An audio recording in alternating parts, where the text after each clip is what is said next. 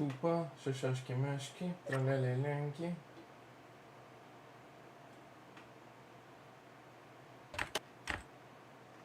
Bad singing is not a thing.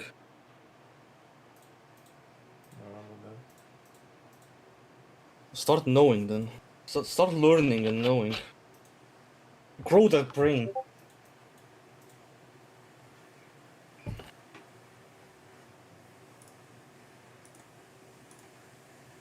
Okay, I see your stramash. No, I don't. There's a stramash. You don't see a damn thing, man. We already know that.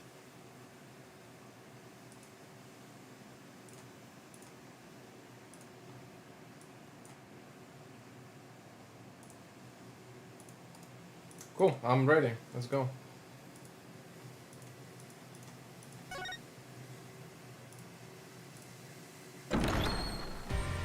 Lęki me, szeszki No singing! leli me. No! No! Stop! Good, good, that's better. That's how it should be.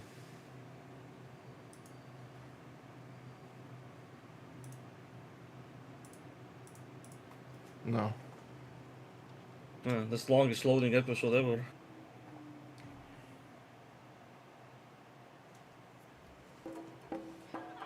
Oh! I didn't expect that cutscene. No, I still seem to be in the mythical land of not my homeland. 4, 5, 6, 7, 8. What time is it? It's 9, 10, 11.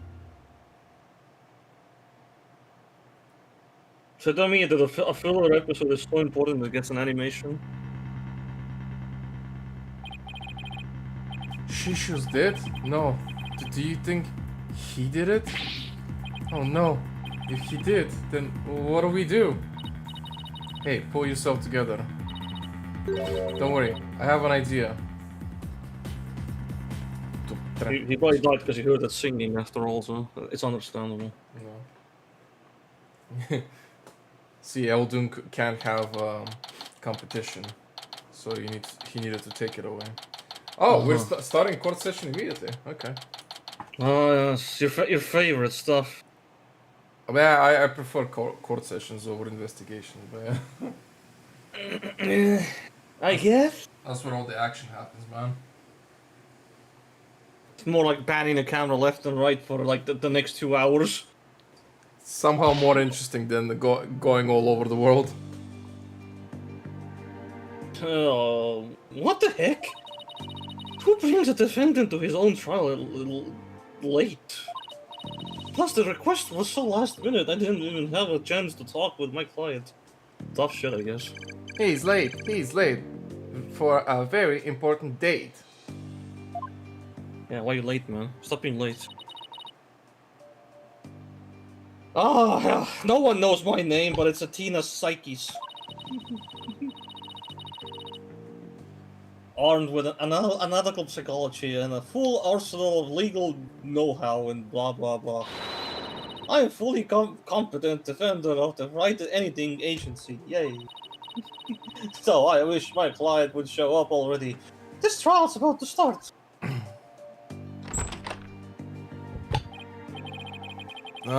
Appears we made it just in time. I must have all the evidence for court. I have only my patch.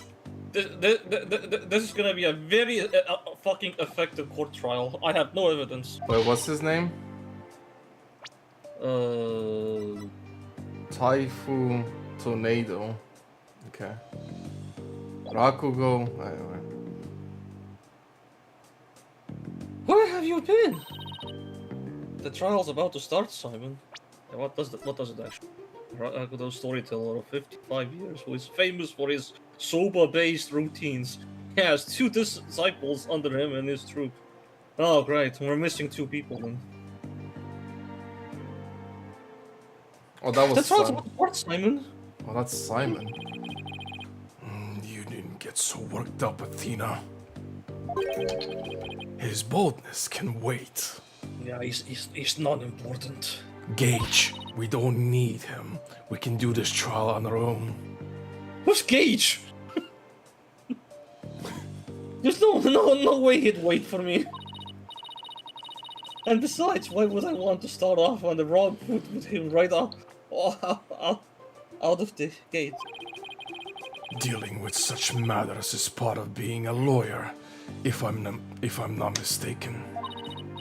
Yeah, well, covering for your lateness is not. Still, but a ranked amateur, I see.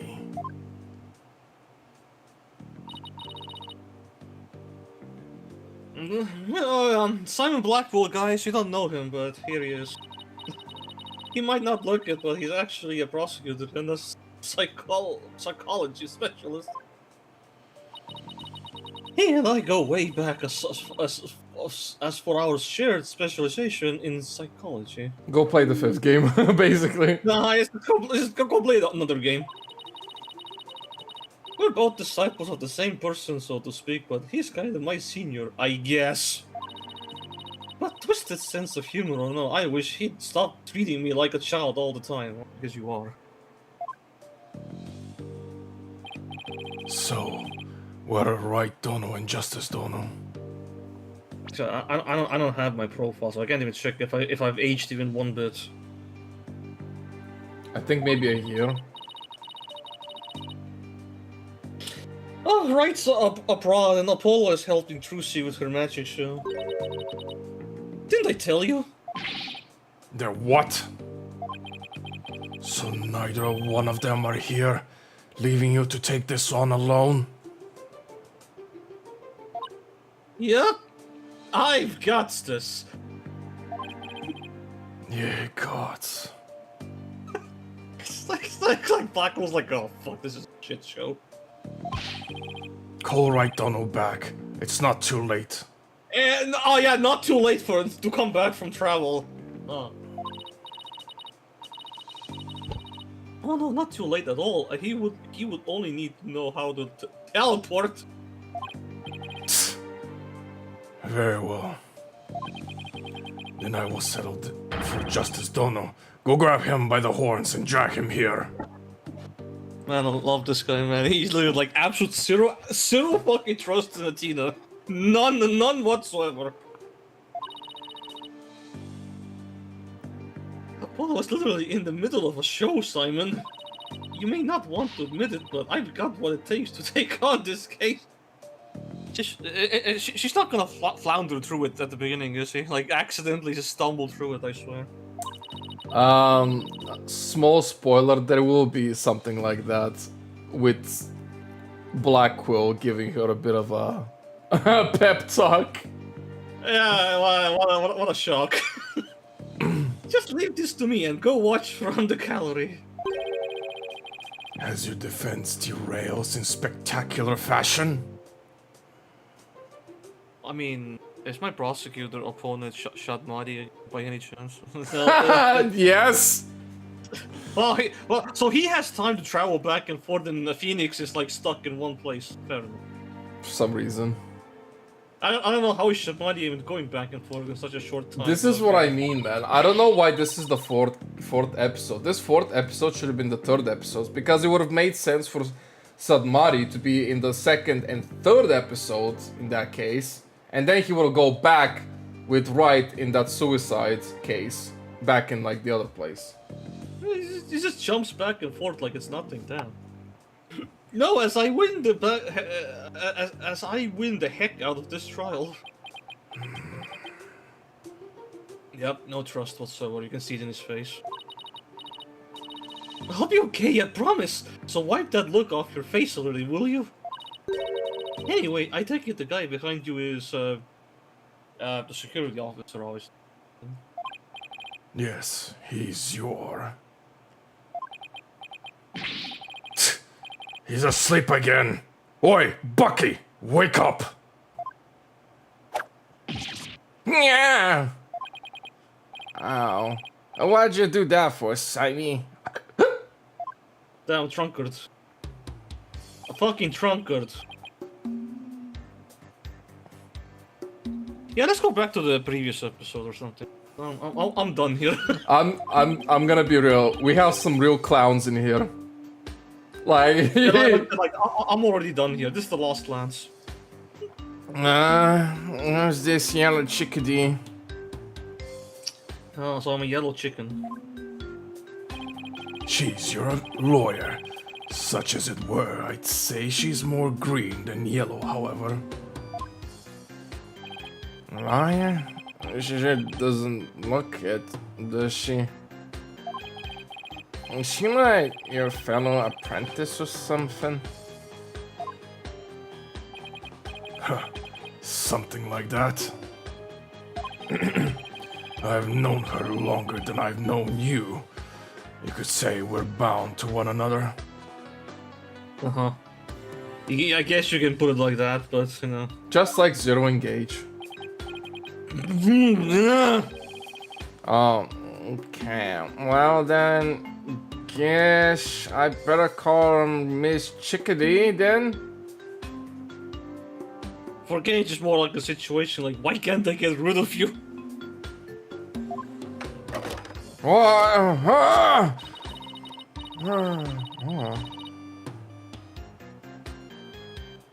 Simon, this guy's not only rude, but he's 3 sheets to the wind at his own trial.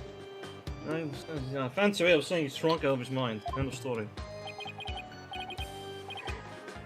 Damn, man. This guy's gonna give you actual hiccups soon, it's just too late. I know, we met, but I'm about ready to give him a piece of my mind. Can I just give him the guilty verdict? He looks guilty, honestly. Let's go. No, he's too drunk to be guilty. You're too drunk to be guilty! Anyway, Is that even a thing? do as you will. Just save it for after the trial. Miss Chickadee? I think being too drunk to be guilty will never work in a single sentence ever. Don't call me that. How'd you do? Simon here's an old friend of mine. Nice. I'm the 4th generation head chef of Wet Soba. Quick, call Watch. He'll have a word about this guy. Wet Soba, number 4. Bucky Wet. Nice to meet ya. Yeah. Nice to unmeet you now. It's nice to meet you too, Mr. Wet. So he can pull himself together when he wants to. If only the trial wasn't starting in a few minutes. Having been accused of a murder that only occurred yesterday. You know, this puts Blackwell's statement even more into absurdity. The trial is about to start in a few minutes, and it's like, no, call right Donopack, it's not too late. A few minutes, by the way. I mean, I feel like he should have prepared for this, but anyway. I'm afraid it's taken a toll on the poor boy. Uh-huh. And you happened to be there at the theater where it all happened too, right?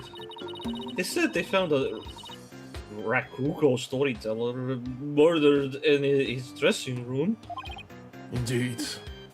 The victim, Master Storyteller Taifu Tornado, was a long-time patron of Wet Soba. Master Tornado had been looking after Bucky ever since Wet Noodle number 3 passed away. You know when you said that the names in this game are kind of gonna be like all over the place, I'm feeling it in this episode right about now, though. Tornado, man. I don't know. I'm feeling it in this case. Wet Noodle number 3. I mean, fucking Master Tornadoes. Sobas and whatnot. I see. So, the victim was kind of like a father to the defendant, huh? That stupid old fart. Like a father? No way. Yo, he was always dishing my soba. How dare you speak ill of him? Running your mouth like that is why they suspected you of this murder in the first place. No, Pull yourself together, number 3. Number 3 must be rolling in his grave.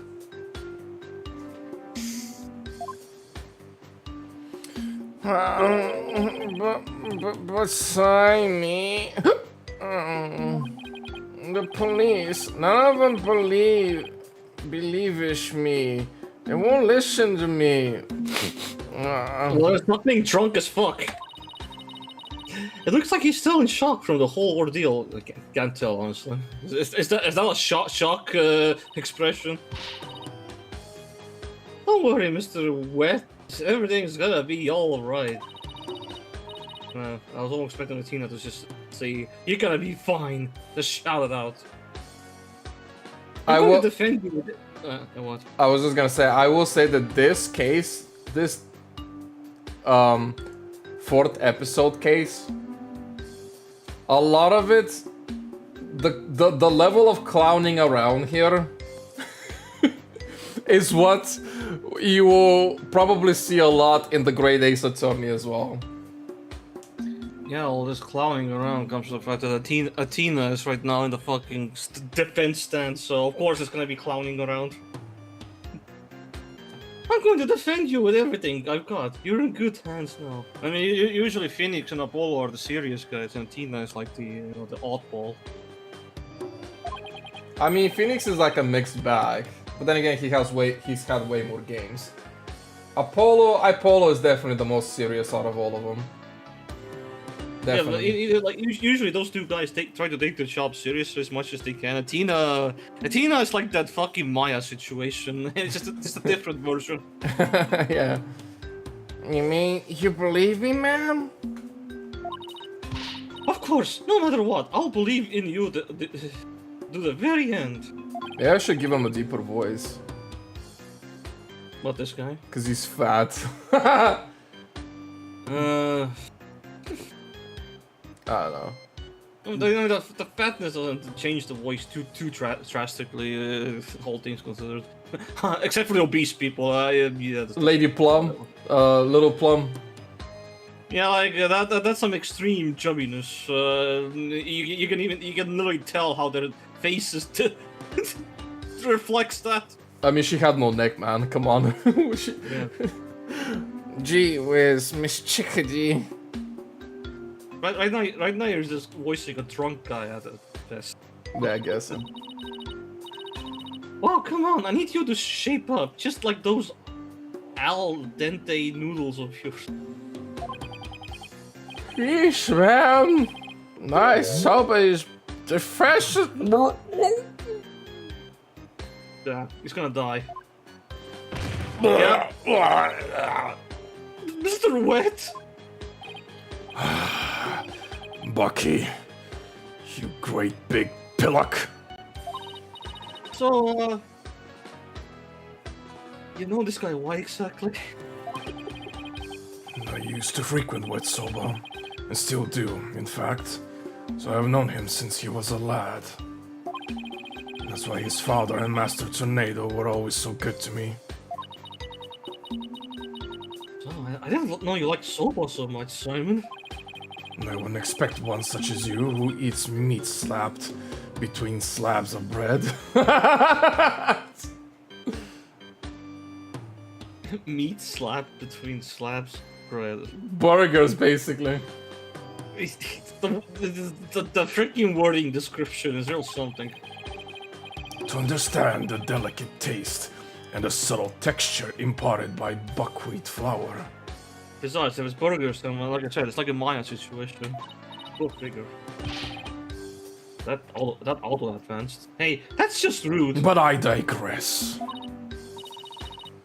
I'm all about flavor and subtlety stuff. If I let Wet Soba end like this, I'll never be able to face number 3 or Master Tornado in the next life. Oh, I see. And that's why you come to me. You wanted somebody you could trust. Actually, I wanted a competent lawyer, but I guess. Desperately wanted White Dono here or fucking Justice Dono here.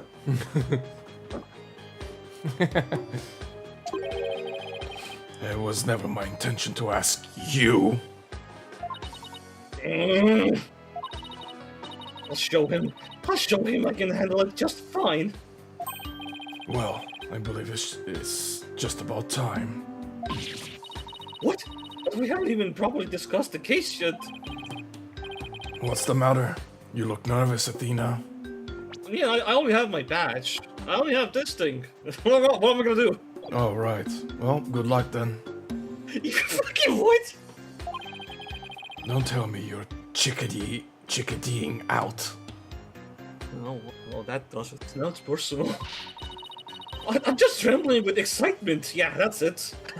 Of the battle, you know, that's all. I'm about to unsheath my sword, you know? Yeah? Okay, let's do this. Yep. Yeah, come on, Mr. Red. Come here. Stop being dead on the floor. Just get off the goddamn floor already. We got a case to win. Come on. Yes, Miss Chickadee. I'm gonna do my best. Yeah, I'm fucked. Wet soba, wet soba, wet soba, wet soba, wet soba. Guys, are you hearing that? Unironically, it kind of sounds irritating. It keeps repeating like that. not a really repeatable word. Oh yeah, it's my phone. Yellow, 2 balls of noodles. Besides, no can do. Kinda busy at the courthouse.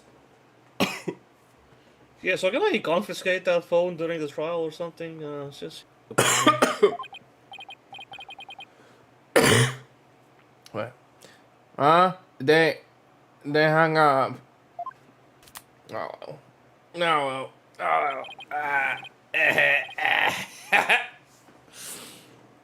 Okay.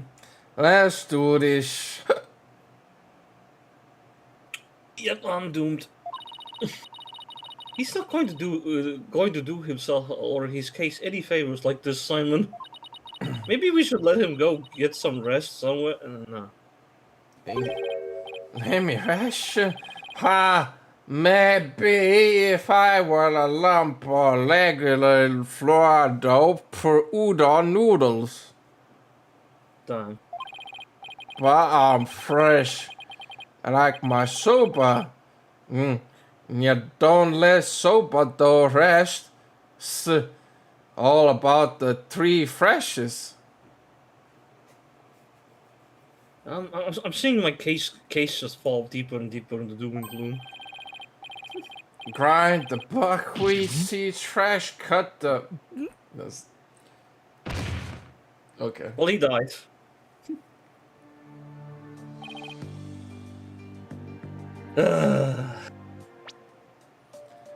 Cut the dough fresh and boil the noodles. He's blacked out. Oh boy, I just knew something like this would happen. Simon, what are these 3 freshers of soba he was talking about? First, buckwheat seeds, or groats, are ground to make buckwheat flour. Then dough made with this flour is cut with a large rectangular knife into noodles. And finally, the buckwheat noodles are boiled. Each step is done immediately, one after the other, so that the soba is fresh when eaten. Oh, so that's what he meant. I wouldn't want him to make me any soba right now, though. That's for sure. Athena, this is no time for idle chatter. You need to get into the courtroom now. But, again, it's okay, sure. Just remember, as a prosecutor, I will be unable to lend you a hand. So don't expect any help from my quarter. There you go, treating me like I'm incompetent again. For your information, I wasn't planning on asking you for help anyway. Just you wait, Simon, I'll show you.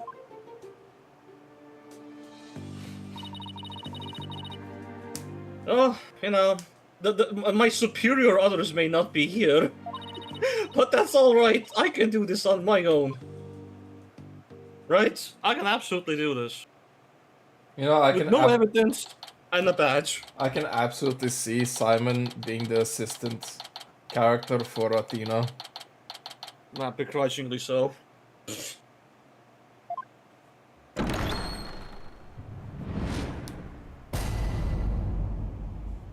Court is now in session. All rise.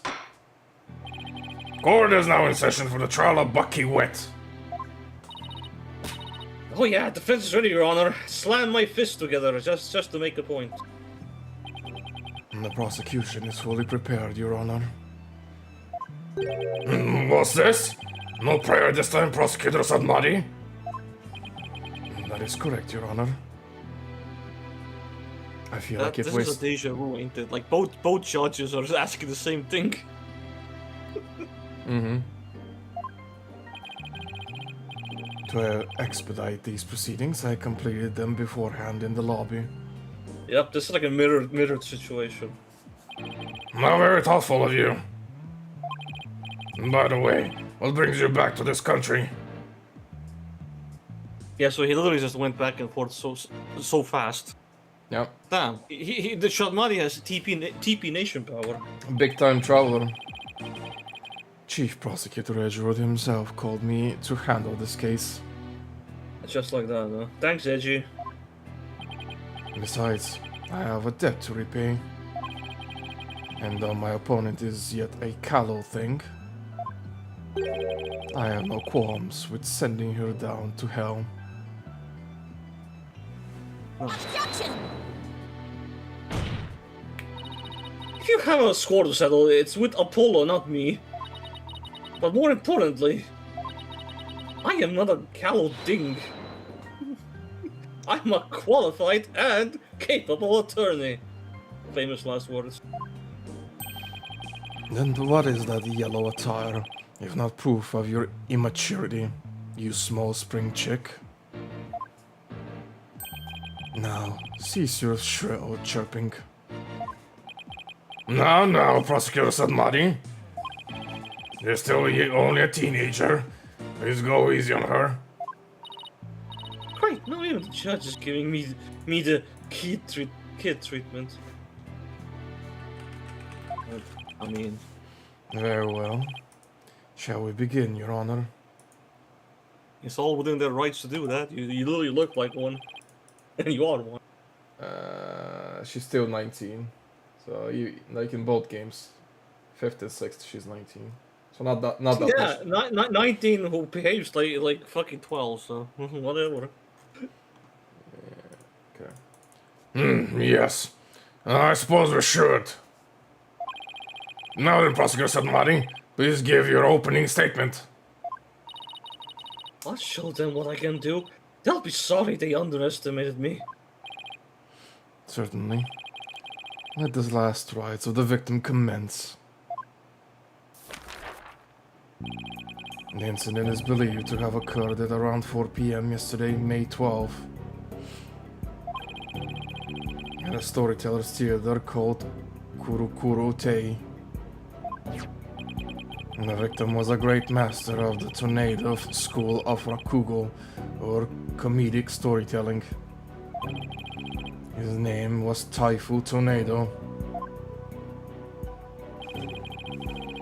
The scene of the murder was the theater dressing room. It is accessible via the staff entrance hallway and has an inner and outer sliding door. Woo! My first piece of evidence. Dressing room, okay.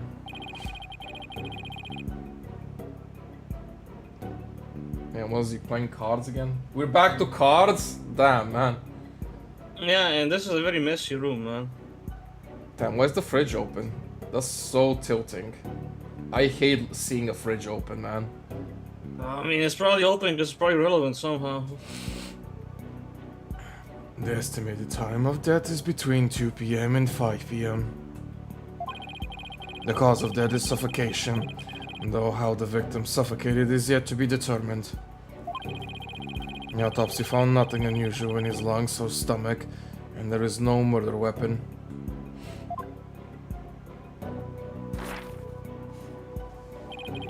I will now submit the evidence report to the court.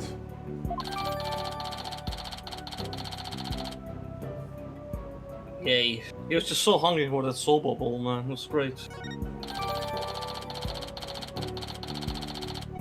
Suffocation, very specific. Shadmani, how can you name Mr. Wet as the culprit when you don't know how the victim was killed, or even with what? Honestly, right now it just looks like he suffocated into the fucking bowl itself somehow.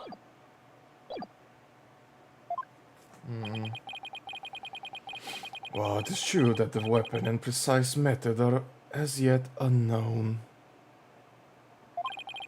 The accused is the only one who had the opportunity to commit the murder. Big fatty guy. Yeah. I will explain this assertion in further detail as we continue. I guess this means he has some kind of evidence to present. Yeah, unlike me. Yeah. Yeah. Now, would the accused care to plead his case? Man, it's actually thundering outside. I actually heard that.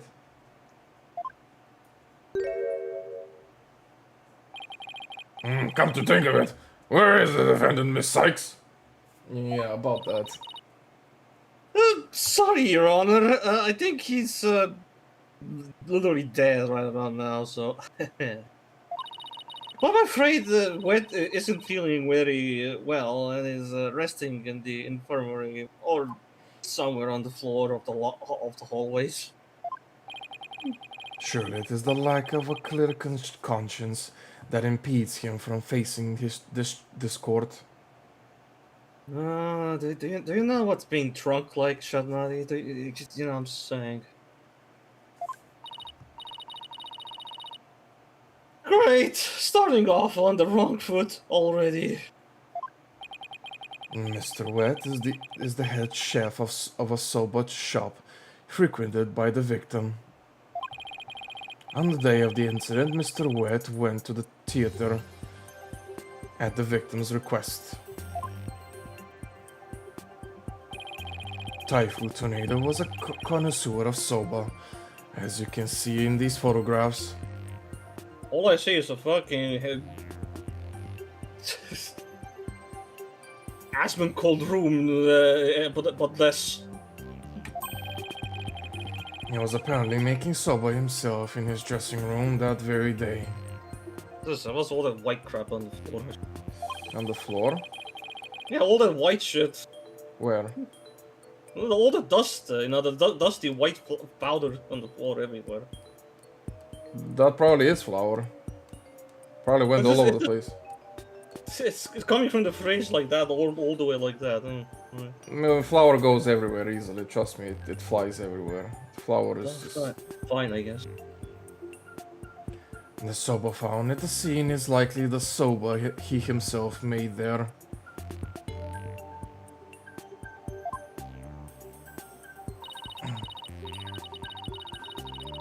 Making soba is one thing, but making it in a theater dressing room is a bit much. None? Much none? What the fuck does that mean? None is, I think, French? Also, if he suffocated, what is that fucking blood there or what? What am I looking at? Probably not. I think that's the liquid in the ramen or in the soba. Fine. Red liquid. Fine. It could be blood, but I'm not sure. I don't remember the details of this case. Master Tornado truly had a passion for soba, didn't he? For a man like that to be murdered by a soba chef is simply unthinkable. And yet, the accused had ample motive. For in the victim's safe, we discovered the deed to the accused's shop. Mr. Wet was to inherit Wet Soba when he lost his father recently. However, it's believed the victim stole the shop's deed during the transfer process. The prosecution believes the accused killed the victim in order to get the deed back. Damn, my evidence pockets are filling up.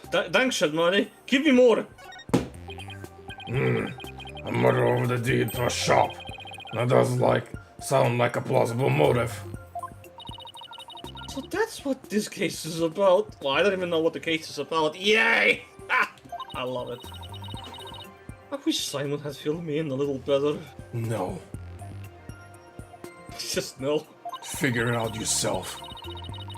I could have contributed more than just 1,000 buckets of gold sweat if he had. Defense. From your demeanor, I gather you know very little about the details of this case. Well, you see... Shut it up. You are dishonoring the soul of the victim by appearing in the courtroom unprepared. You are an embarrassment to your profession, you putrid egg yolk.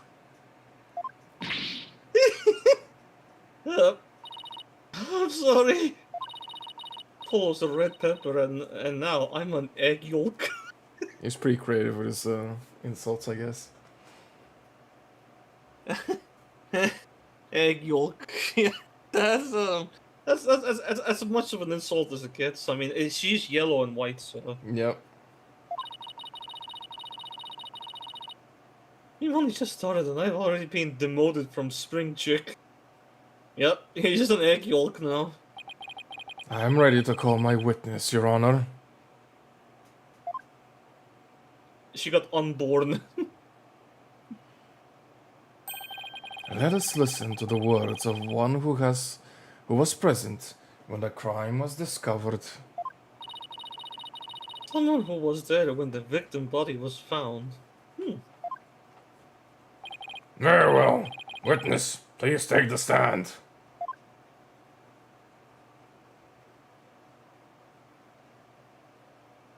Yep, scrolling up. Yep, there he is. Witness, please state your name and occupation. Simon Blackwell, prosecutor. Prosecutor Blackwell! You didn't tell me you were going to take the stand. There simply wasn't time.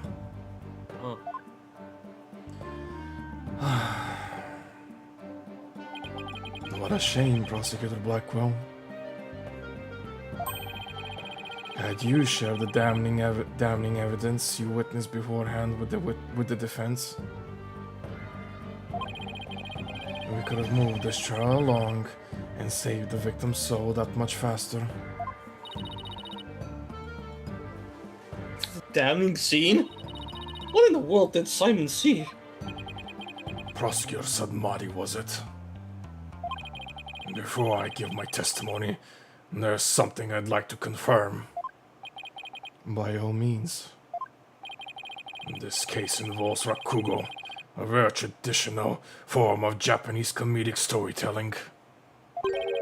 Do you have enough knowledge of this art form to handle the case competently?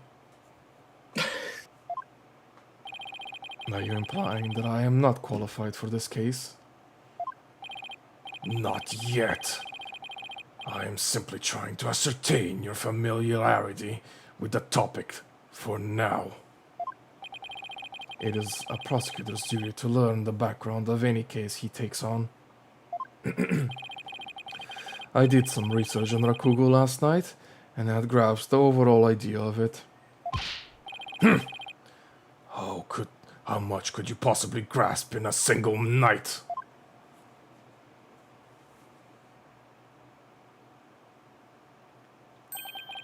Rakugo is a form of entertaining storytelling that... It's all that goes forward, so.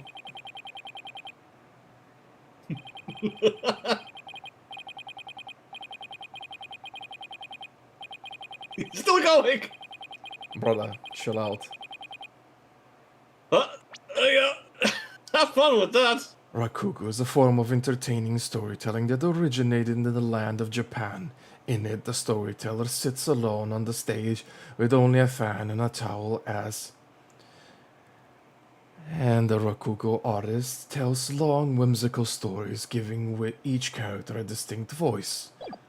Hey, wait, okay. That was it. Now it's the latest line. This traditional art was originally invented by monks to make sermons more interesting. Kind of like what I'm doing, I guess, with all the characters. Are you satisfied? If not, I could explain the 12 types of endings to such stories. Or shall I perform the famous story of Jugemu instead? No. It appears you have put in a bit of study. Damn, I heard that, man. No mind, it's just Torque doing stuff. Fine. Exploding the sky. Yeah. Yep. Your acknowledgement is most welcome, Prosecutor Blackwell.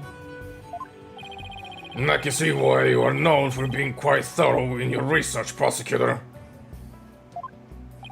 Now, I'd love to see you perform that story you mentioned, if you don't mind. And if that is your Honor's request. Jugemo. Your Honor, can we please get back to the trial? The double slap, man.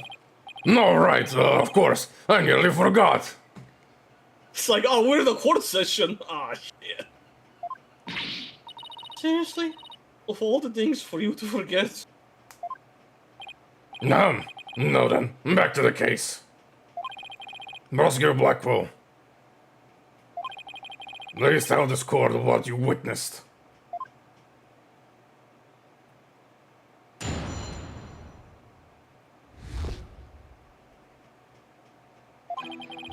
I went to the theater yesterday and arrived at approximately 4 p.m.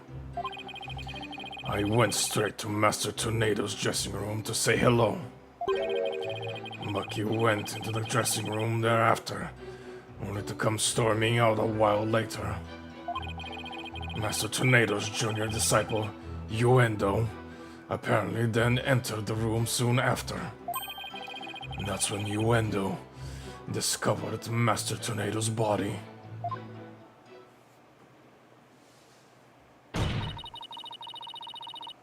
Now, wait just a minute here, Prosecutor Blackwell. With testimony like that, you're practically accusing Mr. Wet of the crime. All I can do is state what I saw. I can't help how it works. How it appears. How How it appears. But a qualified and capable attorney, such as you, should be able to dispatch with it, right? Well, yeah. Duh. No complexities whatsoever. It's like, duh. Alright, I guess I better start by getting all the info out of him that I can. Oh, I'm about to press you real good, Blackwell.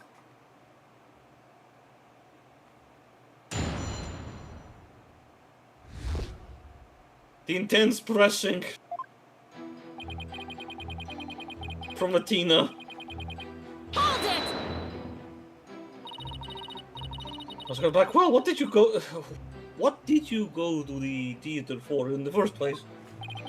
I went because I had received an invitation from Master Tornado. Here, see for yourself. It was a special show commemorating his junior disciple Uendo's promotion. It was also an occasion to announce the boy's succession to the stage name of Uendo 2. So what exactly does it mean to be succeed to a stage name? You really don't know, do you? In the performing arts, a name succession is when an artist inherits the predecessor's name. I see. So there was another Wendo Rakugo artist before, and his disciples succeeded him, huh? And what exactly did your invitation say?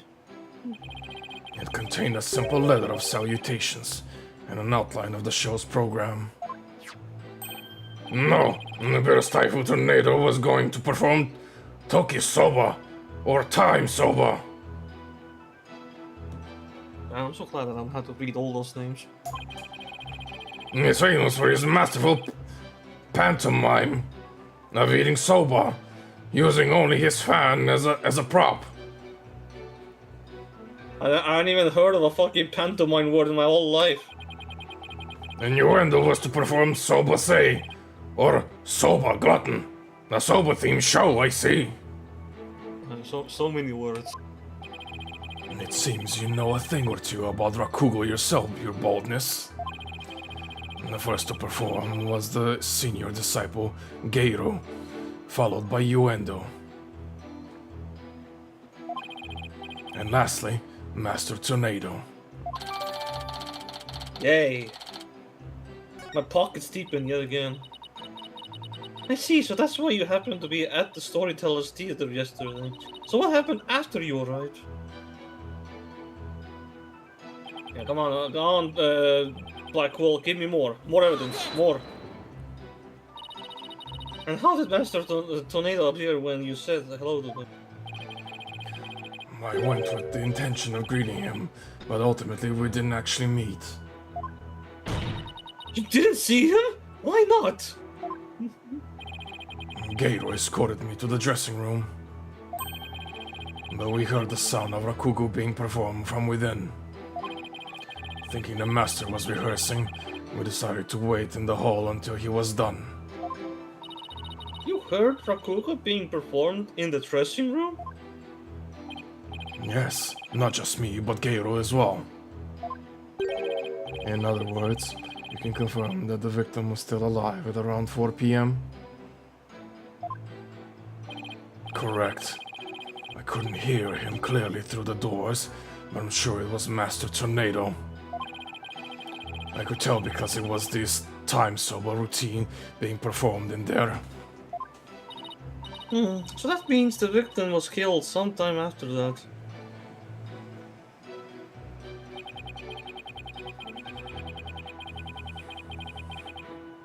Hold it! Please tell us in detail how Mr. Wet appeared at the time. Geiru and I were waiting in the hallway for Master Tornado to finish practicing. Man, I keep hearing gay. I mean, it's literally Geiru, so...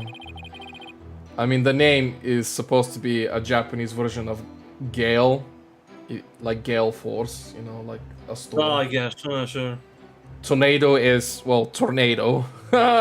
As for Uendo, I don't know what Uendo means, so... Probably have to Google that later.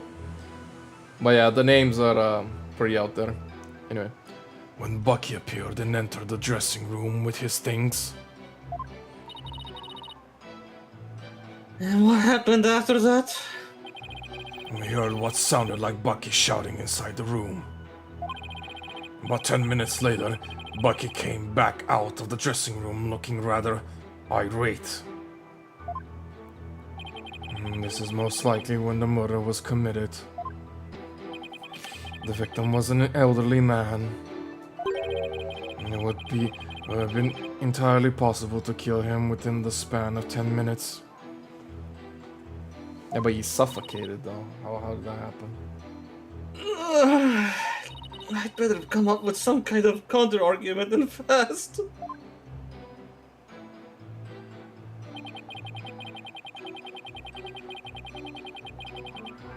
Hold it!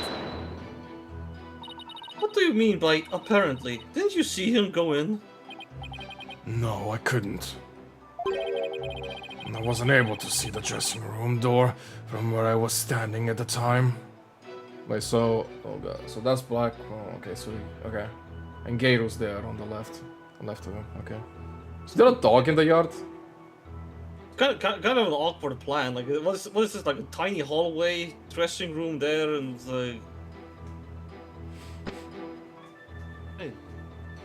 Okay, I think I see what's going on. Yeah, okay, so then the stage is just above there. So the actual restaurant or eating place is above them. That's what I assume. Yes? Like that next... So the dressing room is just for rehearsal and things like that. Floor plan is just a little bit awkward to look at. I can picture it in my head. Okay. Megara was right in front of it, so I'm sure she saw it all. I see. And why do you suppose Wendell went to the dressing room anyway? Yeah, just finished his routine, so he was making a courtesy call. A disciple is to pay their master respect right before and after each performance. And all disciples are expected to do this? Yes, it's common courtesy among Rakugo artists. I see. Could you tell us what happened after Wendo went into the dressing room? Certainly.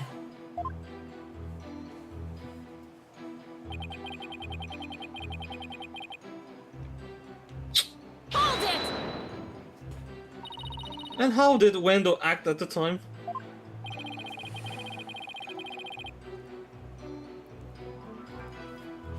After Uendo had been in the dressing room for 2 or 3 minutes, we heard a scream from inside the room, and Uendo came flying out. Did you hear any signs of struggle at that time? No, just Uendo's woeful scream. Let's see. Well then, Prosecutor Blackwell. The testimony has given us quite a glimpse into the sequence of events. Thank you, Prosecutor Blackwell. And now, please allow me to summarize your testimony.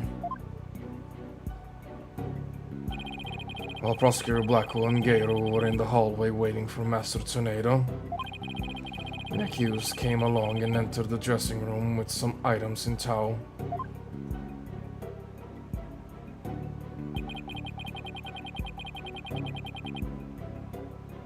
So wait, so who was the W?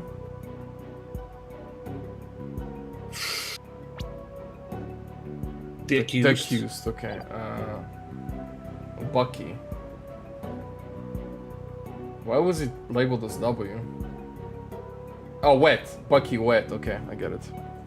It's their last name. Alright. He was heard shouting for a time inside the dressing room. And about 10 minutes later, he came back out of the room, seeming rather angry. A short time after the accused had come and gone, you and the Tornado went to the room. A few minutes later, after having discovered the victim's body, Uendo gave a scream and came running out in the hallway from within. Prosecutor Blackwell and Garo then ran into the room and saw the body for themselves. Such a cramped ass hallway, man. Yeah. From the circumstances, it is quite clear that the accused murdered the victim. That's a crucial testimony indeed. Yay! In defense, an eyewitness has given conclusive testimony. Why not let it go? Go now and allow the victim his last rites. No, on your life. If Wendell went in there, went into the dressing room, too, and was the first to discover the body, then who is to say he didn't commit the crime? Uendo was in the dressing room for a mere 2 or perhaps 3 minutes. He could not have possibly committed murder in that time, nor without making any noise. Oh, Simon, why did you have to give that awful testimony? Prosecutor Blackwell, can't you give me something a little better to work with here? What? I thought you said you can handle this. Imagine the defense asking this in the middle of the courtroom, like, give me something better to work with. What the fuck was that testimony? Isn't it up to you to ask the right questions? Listen, what defense would ever ask this question? Like,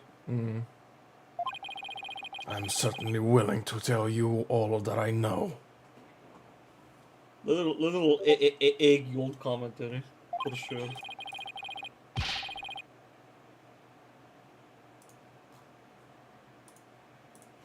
So, If you truly are as capable as you claim, then draw out what you need yourself. I sound as fucked as I get.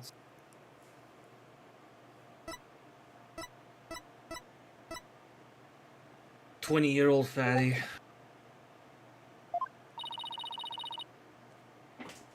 This is no time for your twisted games, Prosecutor Blackwell.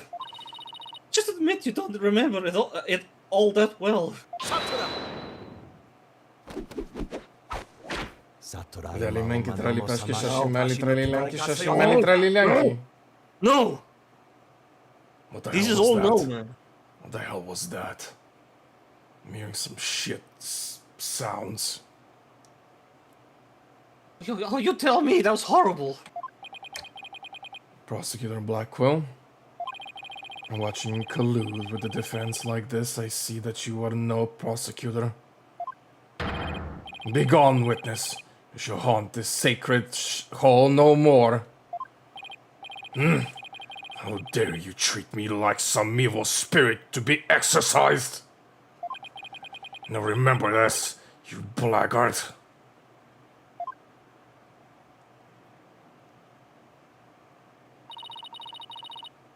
Don't worry, Prosecutor Blackwell. I'll somehow bullshit my way through this like, you know, the other guys do. I've got this. Which you don't. You really don't. Would I have my way, he would not be the only one here to step down. You half-boiled putrid egg yolk. Yeah, I'm also half-boiled. Ew, I object to the notion that I'm a gooey, smelly mess. You say smelly? You say smelly? No, this is a gooey, smelly mess, like actual, you know, blob on the floor. But, I don't know, man. but smelly. It's That's right there. irrelevant. It's literally right there, smelly. That's irrelevant.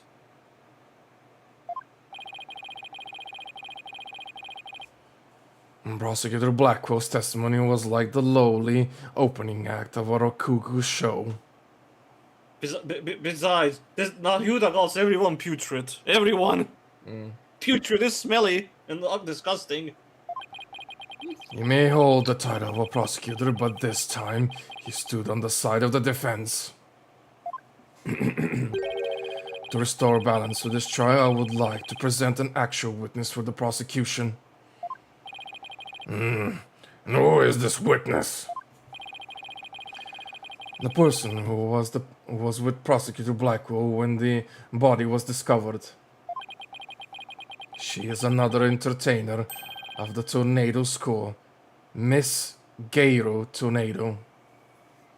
Yay. So, remember that clowning around I mentioned?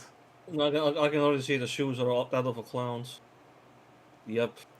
Yep, this is a full-on clown. I'm gonna be real, this character blew up on the internet. I don't want to know why. I really don't want to know why. It's just a fucking clown. Yeah, man. If it's something about the personality, because if it's just the appearance, then Nope. whatever, I'm out of here. Nothing to do with personality, but something to do with the appearance.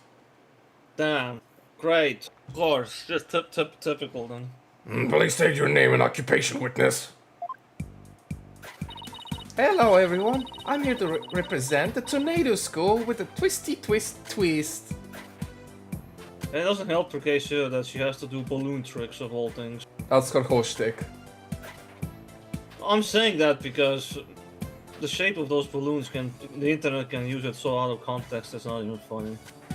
Also rainbows. Why is there rainbows? And balloon! There you have it, a stunning balloon hat. Crazy. But off screen, but fine. It's me, the balloon artist you all know and love, Gairo Tornado! Nice. Just call me Gairo, sweetie. I'm just mildly bothered that she has rainbows. 1, 2, balloon. See why? You see Yeah, why? well, because he's also emphasizing on balloons, and those are balloons there. Yeah. No! What a way to capture your audience's attention!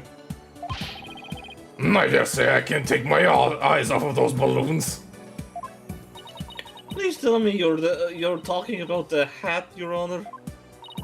Oh, Mr. Judgy, I'm so glad you liked my performance.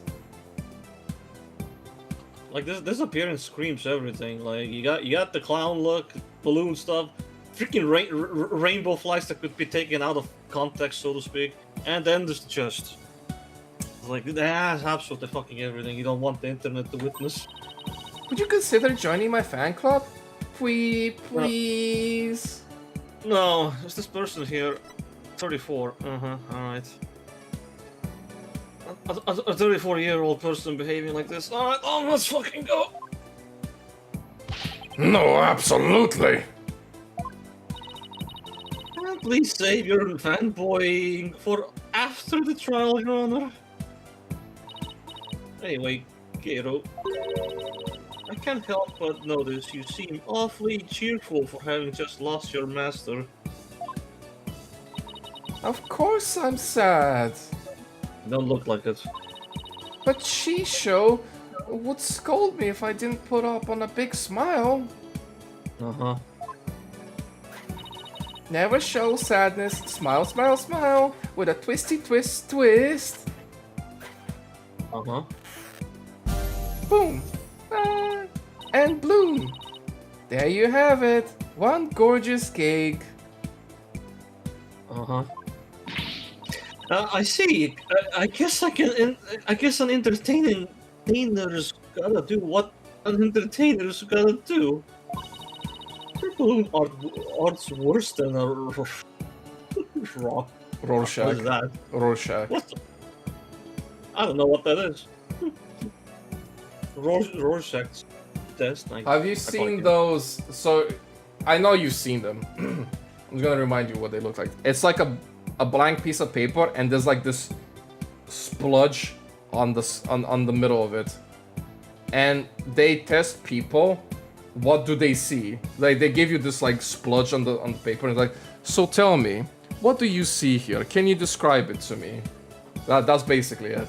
You've seen them. If I give you honestly, I only ever saw those in cartoons. yes.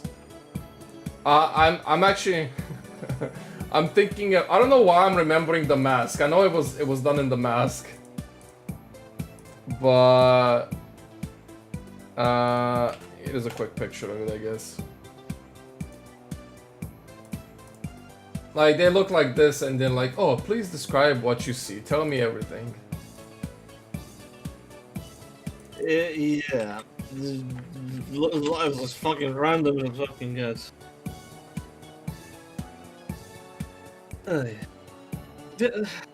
Art's worse than a. That's an annoying word to Rorschach. Test. All I saw was a severed monster head.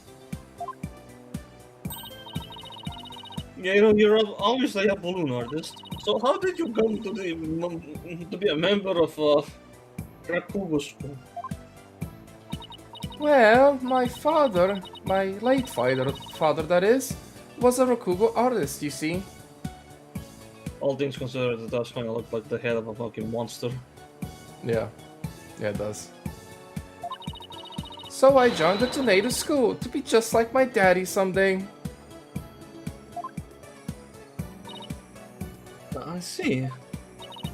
My father and I owe so much to Shisho, our master, but that Bucky wet.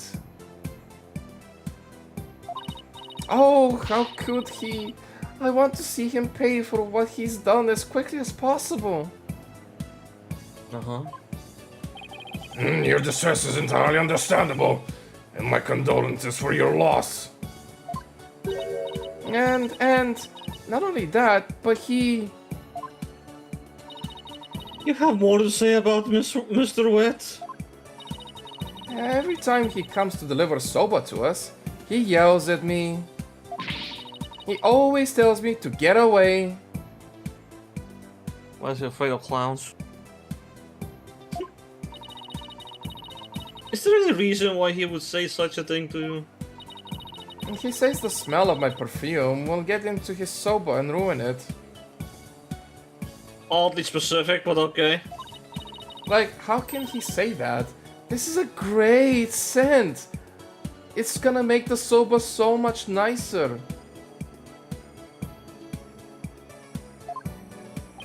Not very rude of him. I don't blame you for being upset.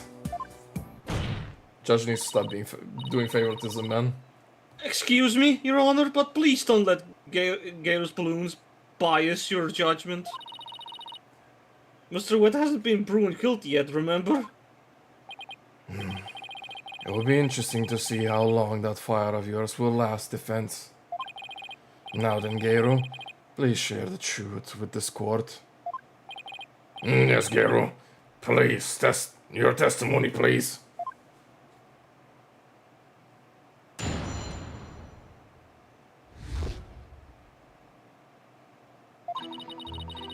From 4 p.m. to a little after 4:20 p.m. when Shichu's body was found. Simon and I were standing in the hallway in front of the dressing room. Before you went to discover the body, the only person who had gone in there was Bucky. Come to think of it, a little while before Bucky showed up, Jugimo was barking like mad.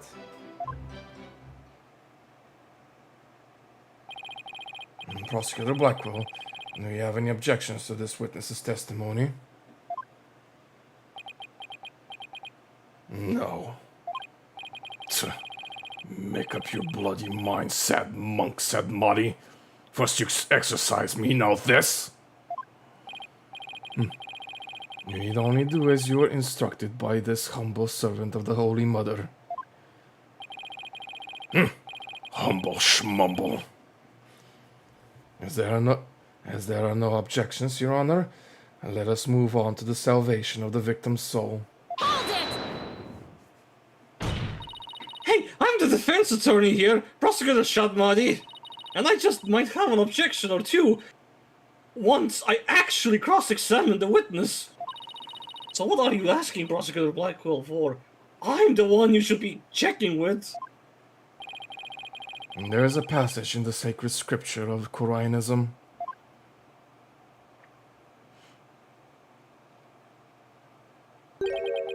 To stir the wind is beyond the power of a spring chick. I'm not a spring chick. I swear he's making this shit up. In other words, the inexperienced are useless. Like, I'm still an egg yolk.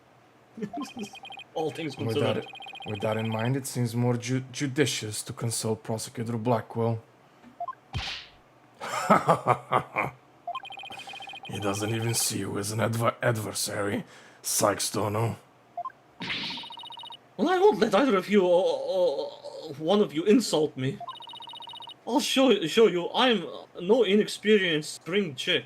I don't know about that. Again, you were an egg yolk. Don't forget that. This is You like got demoted. this is like what, only your second case, so I guess second and a half case. I don't. I do wonder if this is a translation or just Capcom's thing, though, because they literally did demote me to an egg yolk, and all of a sudden I'm back to a spring chick. Like, I'm wondering, like, are they keeping track of the dialogue? Details. For consistency's sakes. Details doesn't matter. Like you just nitpicking here, I think. Yeah, no, I was wondering because I noticed this because these are funny comments and I'm noticing them. So. I mean, it's still no better. Like whether it's one or the other, like he threw both insults, so it doesn't matter. Plus, he said he's using if say like if that scripture is real, he's using that scripture from one of his previous insults to make a point, basically. Like I think you're just nitpicking. Go on. No, I'm just trying to keep up the consistency because I almost expect them to make it so like once I prove a point, Suddenly, I get promoted back to like this chick, for example. Like I'd imagine some kind of a progression like that. Nah, seems really fucking irrelevant. You know, I just notice these types of things when reading these dialogues out loud. You know, I'm ready to cross-examine the witness. My guess. I hope you can make Prosecutor Muddy see you as a worthy adversary, Miss Sykes. Even with statements like this, like it kind of makes me think I get upgraded in insults. I'll allow your cross-examination, so you'd better strike while the iron is hot.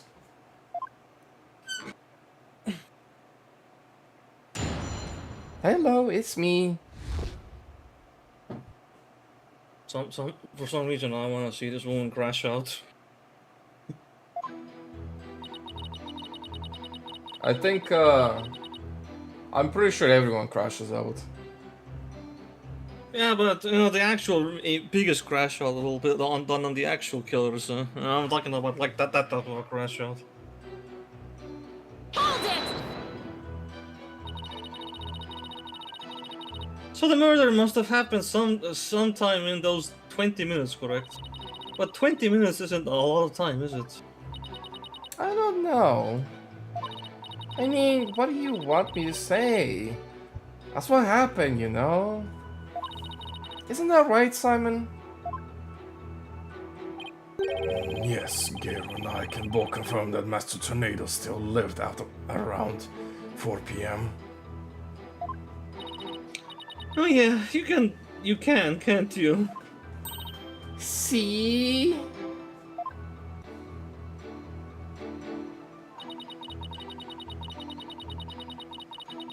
Hold it! The fact that the two of you were there in front of the dressing room means you were able to see everyone who went in and out, right? Of course. Or are you insinuating that I was daydreaming or sleeping while standing up or something? No, of course not. I saw everything, I tell you. Fine. So you say anyway, but did you really?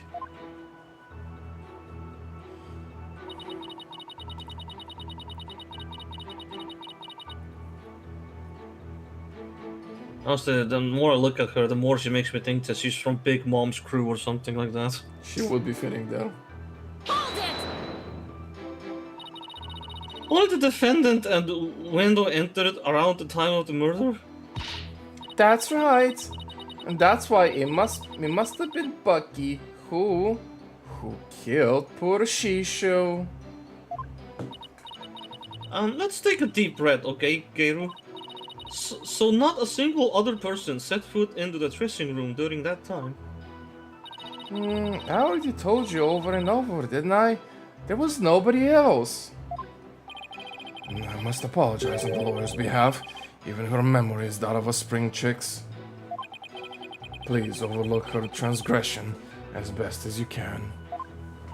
Oh, I see. Poor thing. Hang in there, sweetie. Hey, who are you calling a bird brain, buddy? I mean, we've already established you're a chick, so... Bird brain is pretty much what you would be at that point. Hold it! Chugemu. That's my doggy. I keep him at the theater. Nice, you keep pets at the theater. So there is a dog. Let's see. With a twisty twist twist. Pop! And bloom! There you have it, my cutie weedle Jugimo. You talking about that disturbing thing hanging there? Yeah. Yeah, put it away. He's kinda creepy looking. Oh, but he's really good boy. Get rid of that face. And why was Jugemu barking? Do you think it's because he saw someone suspicious? If so, then we'd have a new subject in this case. Suspect. I didn't wanna say suspect only because I was thinking it back like, oh god, is this like me cross-examining a fucking bird and whale and now I'm gonna look at a dog? No, why was he barking again? My brain literally rejected reading suspect because of it. Oh, I remember, because it was time for me to feed him. So I went into his yard and gave him some food. Could somebody have slipped into the dressing room while you were doing that? Nope, the door out into the yard was wide open. I would have seen if anyone went into the dressing room. Oscar Blackwell, come down to the stand for a sec, please! Again. How many times must I do this? I'm getting tired. Should I just bring my chair with me next time? From the stand, audience stand. You saw what Gero was talking about, right? So why didn't you mention it before? I can't be expected to remember every minute detail. Well, remember them now, please! Did Gero go out into the yard?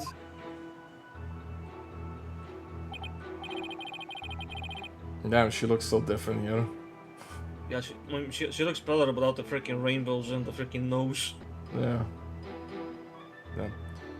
Yes, I remember now that she went to feed Jugemo. Also, that's like a white dog. He showed me a fucking blue balloon dog. Inconsistency! I guess she doesn't have white balloons. Damn. And I saw her looking toward the dressing room quite frequently as well. I mean, she had some white balloons. She made the monster-looking cake, so... Do you recall anything else? It looked as though she were feeding the dog a great quantity of dumplings or something. Jugami couldn't finish them all. I buried the rest in the corner of the yard. That's about all I can remember. Yay. I'm updating his testimony indirectly like this. Is this... I mean, how much is this even allowed in normal courtings, by the way? It's rather unusual. It looks like Gero was still the truth. Telling the truth. Your Honor, I'd like Gero's last statement added to her testimony. As you wish, defense. This is a rather roundabout way of doing things. I was in the yard, but the door was wide open, so I could keep watch on the dressing room. There's like a lot of white balloons used here in general, so maybe she just ran out, I guess. Who knows? You know what this means, right, Gero? You weren't in the hallway the entire time, after all, were you? Well, okay, so I did go out into the yard, but it was just for a second. And the yard door was wide open, so I could still see the dressing room the whole time.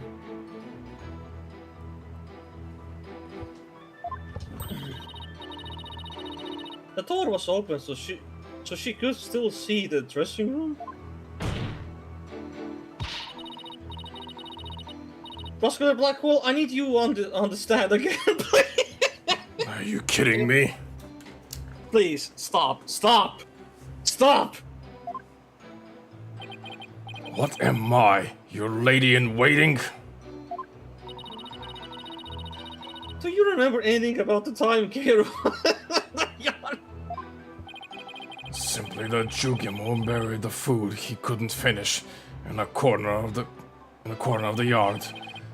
That's about all I can remember. Thank you. I didn't really need to hear about the dog again, though. And when I finished feeding Jugimo, I returned to the hallway. And then I saw Bucky go into the dressing room, no questions about it. Okay, so around the time of the murder, Kato and Simon were hanging out just outside the dressing room. Guess I'm going to have to find the flaw in there somehow if I want to get anywhere. What a fiesta, man! Attacking a Tina, please. Why you like this? Like, oh, Blackwell, can you please come back to the stand for the third No. time? I refuse. So that was the added line. So, which means something needs to be presented to here. Show the diagram.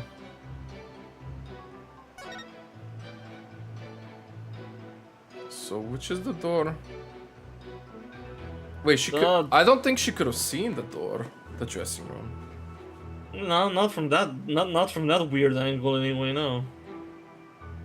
If she's to stand next to that fucking. Also, dog actually, bowl it shows how the door opens as well. Look, the door opens in a way that blocks the view as well.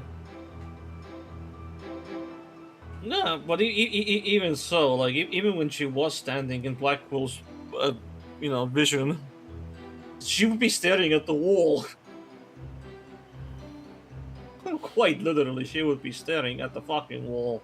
There is no way for her to see the dressing room. Objection! So you were able to keep an eye on the dressing room while you were out in the yard. Is that correct?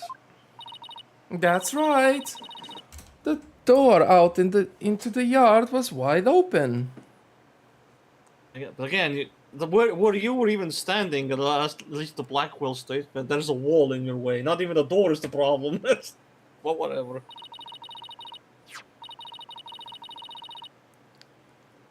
Like that angle, even the door is open. You don't see shit. That's literally what I said.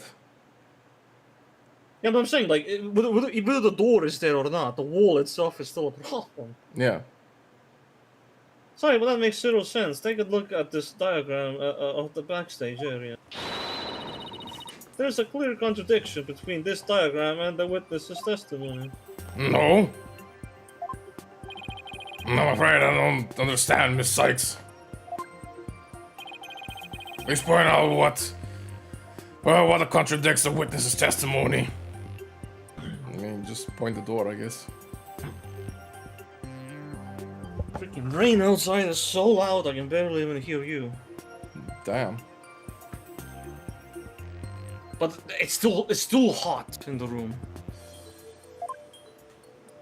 I didn't press anything, excuse me. How did that fucking go forward?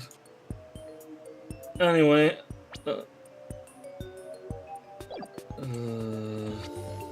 I kind of lost track because of the fucking rain. What was I looking for? How she saw it. So basically, the door is blocking her view.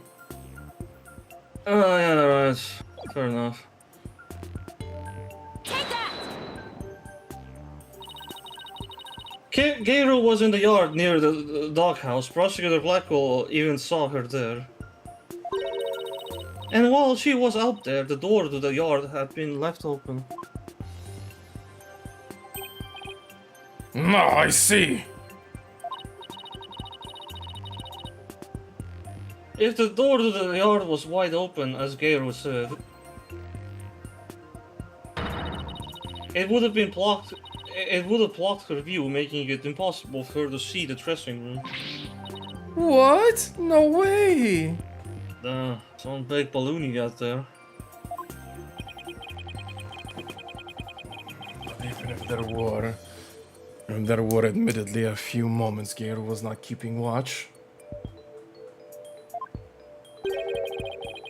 How much would that really affect this case? It will greatly affect the case. From the spot Prosecutor Blackwell stood, he couldn't see the dressing room door either. Anyone could have entered the dressing room during that time without being seen. Heek! My balloon! You know, why did you try to hide the fact that you weren't watching the dressing room? What? I... Objection! Hide the fact. You speak as though you think she had something to do with the murder. Rather than deliberate deception, it was more likely a simple oversight. Right, witness? Well, No, I don't know how I make such a blatant oversight, but I was so shocked by what happened, I was just confused, that's all. uh-huh. Even though she is trying to keep up a brave front as an entertainer, the truth is that she is being torn apart by grief. You would not know that, but Athena would. Uh-huh. Grief, yeah, alright. Sure. For her mind to be in turmoil is hardly unexpected. Yes, it must be very difficult indeed. To a disciple one's master is akin to a real parent. Surely her shock is immense. Oh man, you're a pretty good mind reader, I must say then. In the way this lawyer tries to pin the blame on this poor soul at the first opportunity. And all I can say is, defense attorneys are heartless creatures indeed. Well, that wasn't what I was trying to do! It's beyond comprehension, defense. Your comprehension, defense. Your unskilled argument is scarring this witness even further. Is it?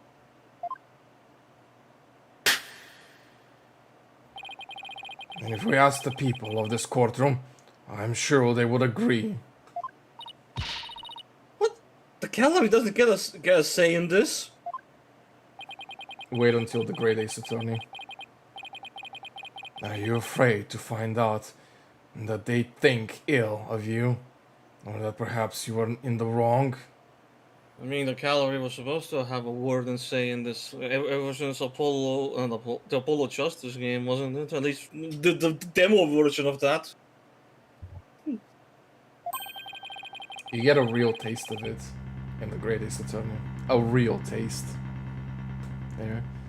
Listen to them now with that keen sense of hearing you were so proud of. He's right, that was harsh. She didn't even have to go that far. I feel kinda sorry for the witness, and why is this lawyer's outfit so yellow?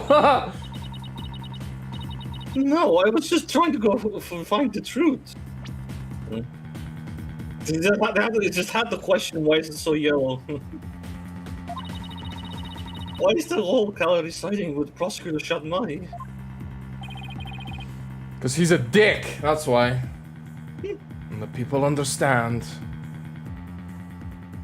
I mean, he could be a dick, but let's be honest, the fucking gallery seems to always favor the prosecutor in almost any case ever. Well, I'm the one who's making up shit just to save my ass. To be fair, we are trying to pull a miracle every single time. They know what is right and what is wrong. The lawyer's still in training, isn't she? Why is she all by herself? I hear the voices of the gallery. I can hear the voice of their hearts. It's so intense. I feel so alone up here, fighting by myself. Are you afraid, child? It is ludicrous to come to a trial with such paltry preparation of the soul. Ah. Oh. Well, that ain't the first time.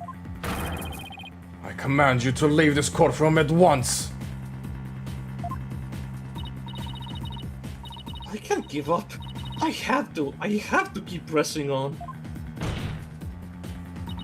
As long as there was a moment when nobody was watching the dressing room door, the defendant can't be convicted solely on Prosecutor Blackwell and Gairu's testimonies. Even now you would continue to resist. You are childish in defeat as well, I see. I'm not out for the count yet, Buster. I'm just getting started. Despite your posturing. It is not true that your resolve could crumble at any moment. Is it not true? Yeah? With but a little push, you would surely succumb to despair. All things considered. To be fair, the shit that Phoenix has to go through in Kurine is 100 times worse than what Athena's is experiencing here. This is like lightweight. Athena doesn't even have to think about the fact that she's gonna get fucking executed. That as well. I mean, even the judge fucking hates Phoenix, right, bro? So, anyway. A little push, such as with this piece of this conclusive evidence. Conclusive evidence, huh? And that is correct. We found a critical piece of evidence at the scene of the crime. The victim's dying message, which clearly implicates the accused, Bucky Wet. Nice.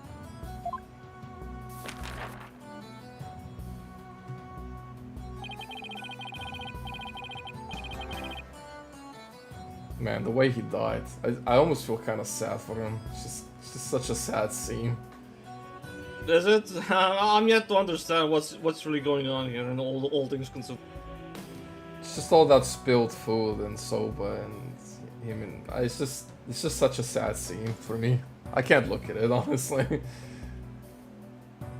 Something about it just makes me feel sad about it.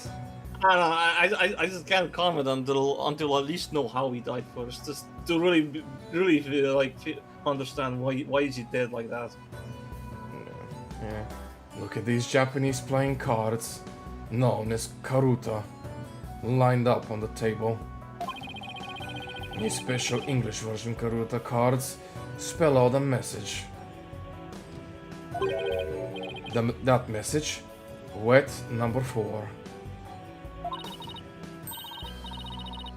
Wet number 4? You mean wet noodle 4? Yes, wet noodle number 4 is the 4th head chef of the wet soba is also known. This message points to none other than the accused Bucky Wet. No! Oh no, not again. No, that makes perfect sense, doesn't it? Wow, great job, Mr. Prosecutor. Oh no, this is really, really bad. What do we do? What do we do? Yeah, it's looking great. I love it. Would you still carry on your futile fight in the face of this irrefutable evidence? What a difference with the main picture. The third thing here, actually. The victim was making soba noodles from scratch in the dressing room. The room is covered in soba flour, and there are 2 drink cans in the fridge. All the talks about the fridge, huh? I mean, I guess they're there.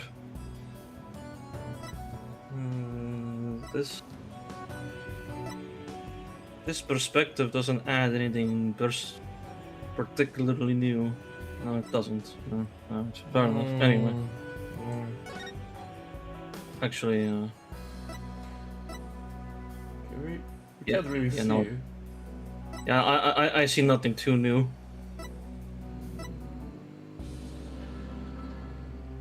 Maybe something in the box, the little box in the corner. Check the other previous. Not really. No. Okay. I thought maybe the box would have something else. I can only say that this table was shifted from its original position, whether that matters or not. You can see on the floor it's been moved, but I don't know if that matters. I don't remember. I don't know. I mean, is it? It's just those marks on the floor. Or oh, yeah, I guess that would be important. No, like, I don't know why would they add those marks there. It feels I like mean, you this can see table it here as well. That's the only thing I can think of right now. But whenever that comes relevant.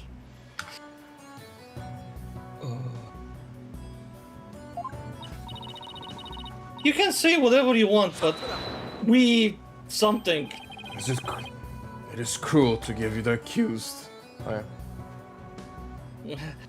Yeah, you can say whatever you want, but we won't know until we. Satra!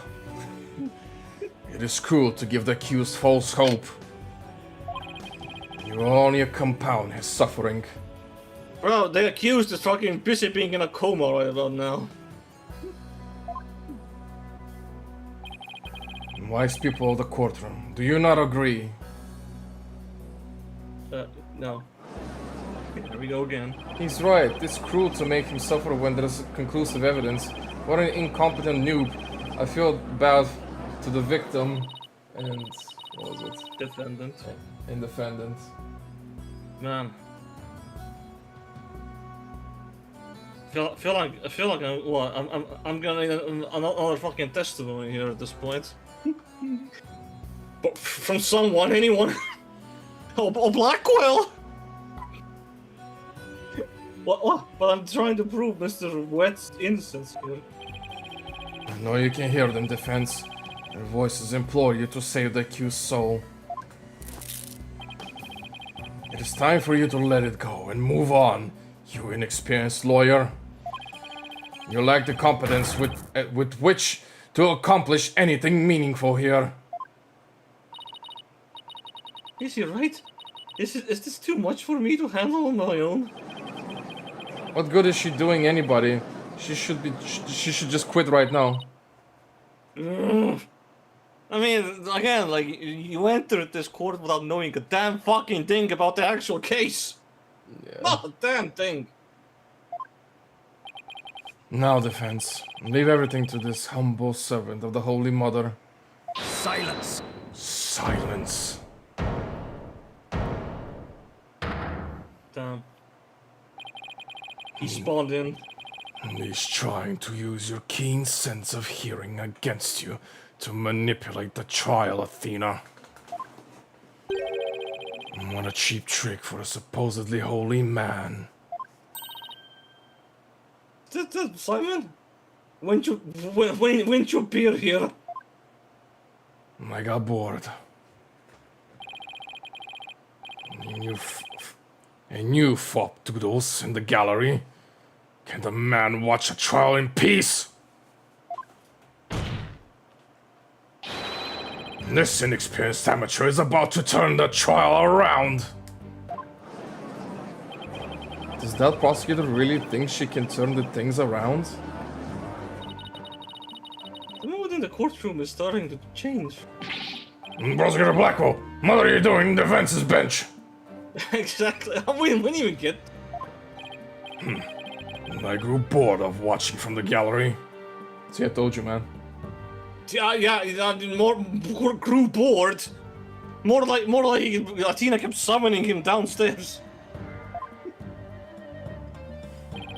Besides, if I were to leave this trial to this spring chick and lose my favorite soba shop in the process, I'll be quite cross. You voluntarily stand on the side of impurity and sin. Truly, what a fool you are. To think you were so easily manipulated by his parlor tricks. Whatever happened to that qualified and capable Athena? Did I just let my guard down a little bit? But it won't happen again. Yeah. No. Then grind up your loins and steel yourself for battle. I'm not guarding. Oh, good. Oh, is that what it said? Good. Yeah, girding up anything in this skirt. I was girded up your loins. Okay. But I am ready to get serious. It seems there is now yet another soul I must cast down into hell. Boy, you have no idea. Hell has been waiting for me for a long time, I guess. I wasn't. Wait, hold on. I thought you already read that because it pretty much played along to your wording. No. I wasn't present for a long time. You should say it long time. I thought you already read the line somehow. Oh no, I was making shit up. And hell doesn't sound no worse than cell, to be honest. But the fires of hell will not be the end of your suffering. For the sin you have just committed, you shall surely be reborn as a panda in your next life.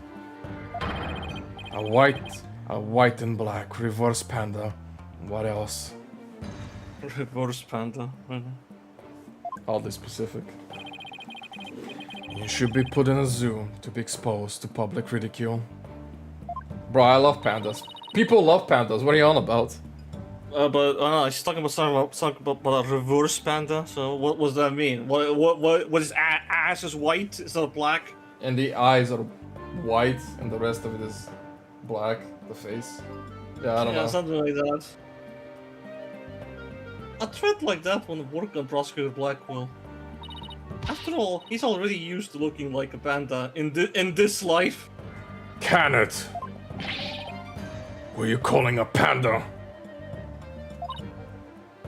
Sorry.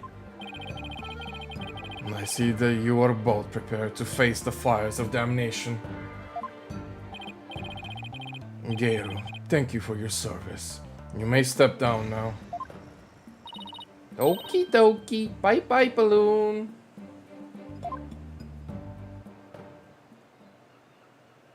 Well, thank God for that. Now, who am I gonna testimony now? I'm kind of out of people right about now. Does everything have to be about balloons with her? Oh. Now then. Have a witness prepared to testify about the Karuda cards. How many witnesses do you fucking have, man? Who's this? Who's now? It should be Uendo, I think. Who is the witness this time? The first to discover the body and someone who witnessed the crime scene firsthand. Mr. Uendo Tornado. Oh boy, I can't wait to see how they look like. It's funny that you say they. Anyway. The time has come for the ponytailed pair over there to finally let it all go and move on. No, I only say they anyway because it's non-specific, so... I would, Yeah, I know. Very well, let's bring in this witness then. But the fact that girl had those fucking rainbows on her just made me put me into that mindset.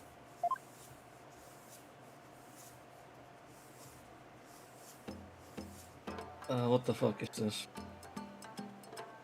Alright, okay, so she's just It is a guy, just so you know. so that's just a bunch of racks. I think it's like flour bags, probably. Alright, And it's okay, sure. Witness, please state your name and occupation. So this character, yeah, he's real fucking something. I'll tell you that. Visually, the least bothersome though. It's not about the visuals. Anyway. I know. I usually judge them by their personality anyway. I am the Rakugo storyteller Uendo Tornado. Even if my performance isn't worth watching, I will certainly watch my words. He just happens to be the least bothersome in visuals. I wouldn't want to say anything thoughtless and get arrested. After all, that'd be a Rakuno, hee hee. But if it's gonna make cringe faces like that.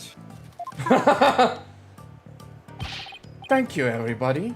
Good night. Yeah, go away now. Bye. Thank you. Hold it! Okay. You can't leave yet. You only just introduced yourself. Oh my. Are you a fan of mine, miss? Not even close. Just give me your testimony. Would you like my autograph? One moment. No. Give me your testimony. Don't put it on that. Yuck. Here you go. Ow! What do you think you're doing? No need to stand in ceremony. My fan deserves a fan, after all. Alright, Judge, give him guilty just for that, please. Thank you. A fan for a fan. Nice one. Yeah, guilty! Guilty! Oh, why if it isn't Simon? How are you on this fine day, sir? I don't care who the actual murderer is. This guy, give guilty to this person right now. Quite a dealy of a pickle we found ourselves in, wouldn't you say? I don't believe I've ever seen you talk quite so much, Uendo. I never performed in a place like this, you know? I got butterflies here. Can't you see? Why do we always get the weird ones? You don't even know the half You, what, you get the weird ones? Please.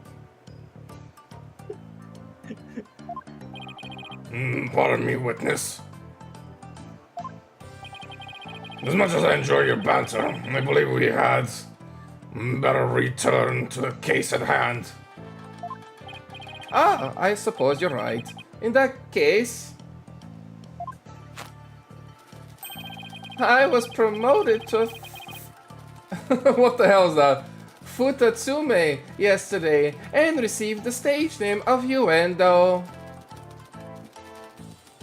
I wish my brain could process all these words. The show was our way of celebrating my new name and middle rank standing. And then that happened. Huh. I never dreamed something like that. That happened, not in a million years. And just as I got my chance to start repaying my debt to Shisho, too.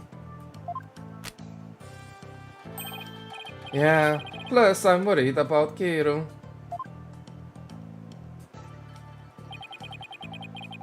The way she clung to Shisho, poor thing, I told her to keep a stiff upper lip.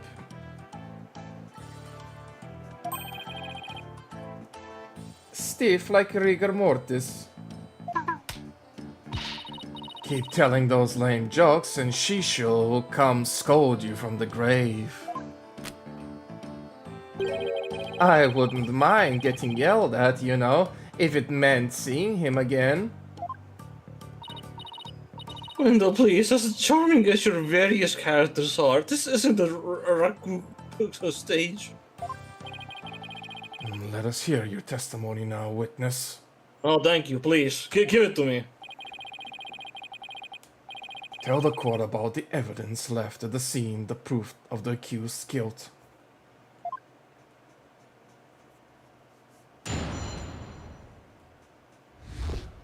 I already want to give this person a guilty verdict.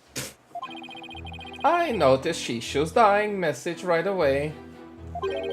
The Steve cards were right there next to the Steve, you see? Nice. Hey now, enough with the silly puns already. Guilty. Anyway, I got the meaning right away. I knew it must have been talking about Bucky. And that was the master's final message, left as he was drowning in a soba broth. It's so like Shishu not to write Bucky's name outright. Plain and simple wasn't his style. Well, that was certainly a more entertaining testimony than usual. Yeah, you would know, Josh, wouldn't you? The variety of characters performed by the witness was absolutely splendid. But he should be performing any characters in the first place, Your Honor. And Wendell, the murder weapon hasn't been determined yet. So how can you say that the victim was drowned in a soba broth? It's obvious. All you have to do is look at the crime scene. he was found with his face shoved into a bowl. It's only natural to assume he was drowned in a broth for the noodles. Except we're not here to assume things. Wendell, so please stick to your... just the facts. My, it's so like a soba chef to kill someone this way, wouldn't you say? And with the Karuda message he left behind, it's clear Bucky Wet did it. This is not even a practical good way of killing someone. Setting aside the issue of the murder weapon for now, the dying message certainly does seem to be irrefutable evidence. Indeed, it proves the absolute guilt of the accused. Even I've gotta admit that I can't see how that message could mean anything else. Bucky used the soba for the deed, all to get back to the soba shop deed.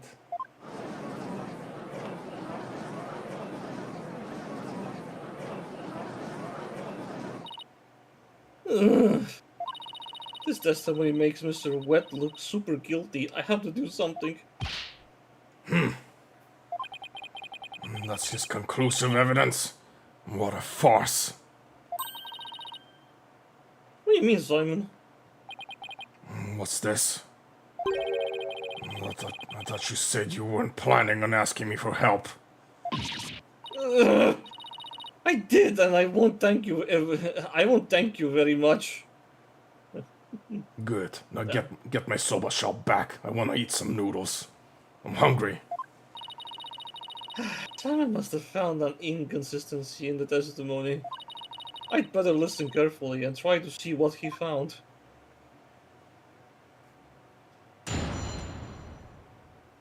I immediately found the problem. You did? What's this? You asking for help? No. I can handle this. 1, 2, 3, 4, 5, 6. Yeah, I can handle this. Hold it! There's a whole bunch of dialogue to go through. You enter when you saw the cards on the table. What made you think they were Master Donado's dying message? Well, it was a coded message right there next to the body. I'm sure anybody would have thought that they were there to name his killer.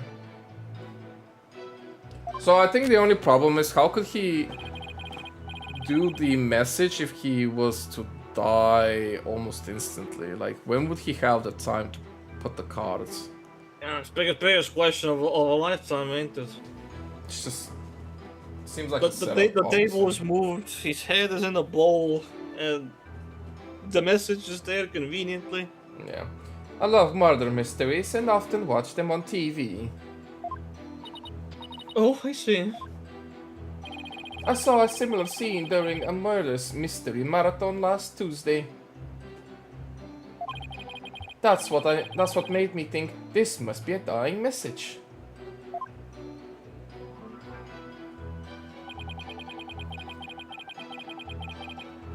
Hold it!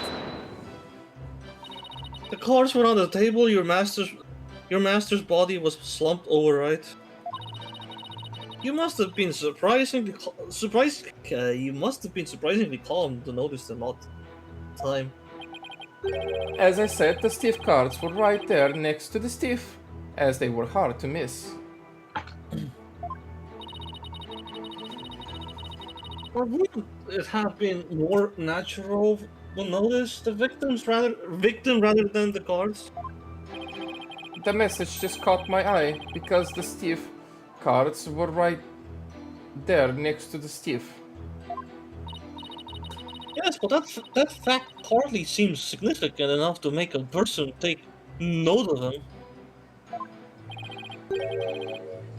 I'm trying to understand what he's trying to say. Stiff cards next to the stiff. Get it? It's like a pun. Don't you get it? Yeah, basically, like if you come in, you would see the body first and not the message. You wouldn't see it the other way around. Guy really seems to wanna hone in on that stiff, man. can I say?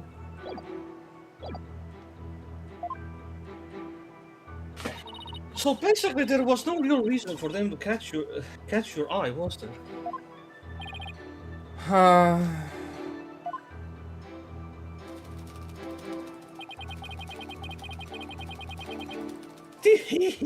Brad.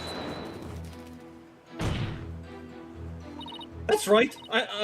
I need you to give your testimony, not perform a scene. Please remember, you're on the witness stand, not the stage. But look at all these wonderful people in the audience. It's only natural for an entertainer to want them to have some fun. I guess we can let a few jokes slide, right?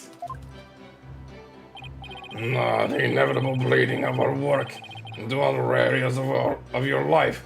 I know how that is. I find myself being unwittingly judgmental in my personal life too.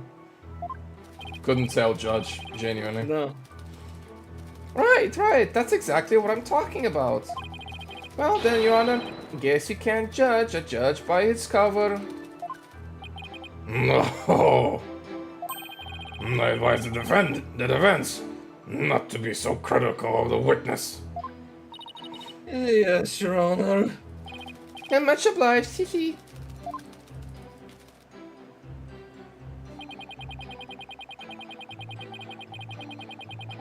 Hold it! The courts do spell out wet number 4, which could be interpreted as wet noodle number 4, I guess. I suppose you did this to mean Bucky wet. There's only one wet noodle around here, and you've seen that giant 4 on his back. It's the only interpretation that makes sense. Yeah, I guess so. But wait a minute. What's this? What if there's another wet noodle in the area?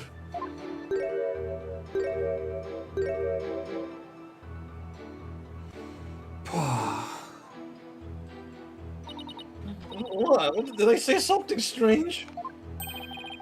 Buck is the sole heir to the shop. Enough with their ludicrous straw grasping. Hey, how was I supposed to know? Just listen to the testimony again and find the glaring inconsistency.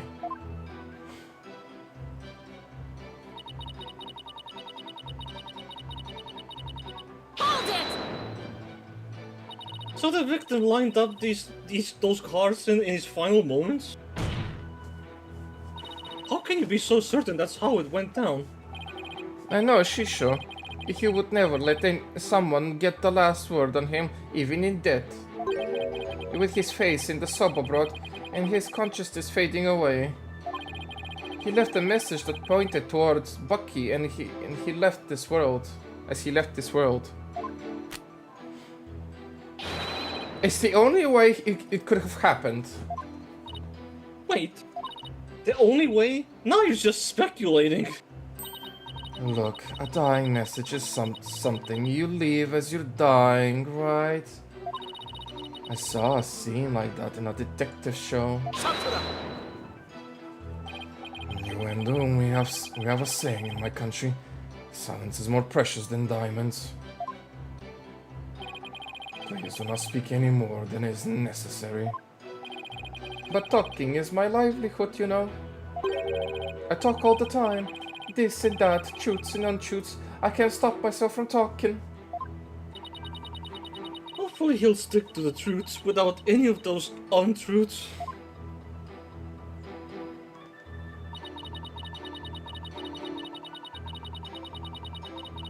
Hold it! But don't you think it's strange? Couldn't a dying person really what's that? Good. A dying person really leaves such a convoluted message? Even in the throes of death, it was in Shishu's nature to throw in a twist somehow. Truly, the consummates entertainers till the very end, don't you think? Was he really that great of a man, Simon? It would have been no easy task, to be sure. Who knows? He wasn't entertaining for 55 years for nothing. If I ever bite the big one like that, I wanna leave a message as good as she shows. Hehe. Well, let's hope it never comes to that. Simon, are all Rakugo artists like this? It's hard to say. It could simply be the eccentricity of an entertainer, or perhaps he's hiding something. Well, he doesn't have to entertain people in a court of law. And if he is trying to hide something, maybe it'll show up as a contradiction or something. So Simon sort of pointed out at the fourth one, I think. At least he was. Anyway, I got the meaning right away. I knew it must have been talking about Bucky. Was it that one? Or this one? Oh. Okay, so these all talk about the fucking cards. Like, I mean, I Yeah, think the talking second about one was the- just a fucking stupid pun he was doing. yeah, stiff to stiff. Yeah, still talks about the cards regardless. How? That's just a follow up for buns. Like the tourist statement. This is just pointless. This still talks about the cards. And still talks about the cards. That's just So everything talks about the cards. I just need to figure out which card statement will be the best one here. That noticed it right away. It's like the first thing you notices somehow. That's fine. That's stupid.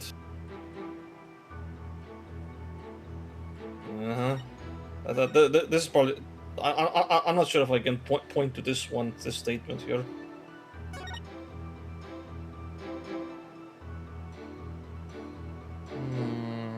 This will talk about the picture in some way or form. Like, he's definitely talking about these two pictures here as a statement.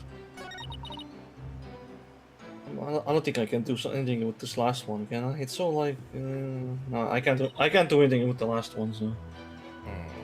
The thing is, like, how will he notice the cards immediately when they're turned against him? When they were basically like upside down for him, right? Or whatever.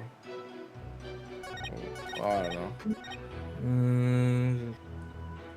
I don't know if I can literally make a point about this immediately. To contradict the fact that he saw those immediately. All things considered, I haven't read everything what I have here anyway. What we got here? Was confirmed alive at 4 p.m. Bucky Witt entered the room at 4:10 and left at 4:20. Was the next thing. He went to discover the body upon entering the room after Bucky left. Okay. Before Bucky came to the theater, Gator was outside feeding her dog, and a number of dumplings. The dog buried his leftovers in the yard. So this is not gonna help me at all. Inside the envelope was a ticket to the show and a letter from the victim. The letter contained a simple greeting and a rundown of the show's program. Gator was to perform her balloon act, and Yuendo was to do his sober glutton routine, and finally Master Tornado was to perform his time sober routine. For now, this doesn't help me. Sober deed? Yeah, I can't open that. So Found in the victim's possession is the deed for the sober show. The deed holder is Bucky Witt. Okay. This is Time of death, somewhere between 2 p.m. and 5 p.m. Cause of death, suffocation. Nothing was found in the lungs. Okay.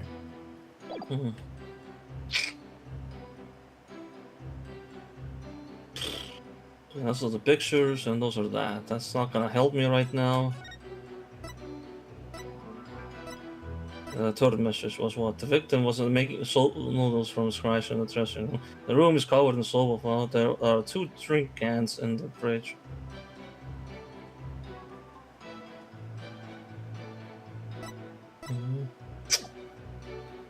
Huh. What do I present this man, all things considered?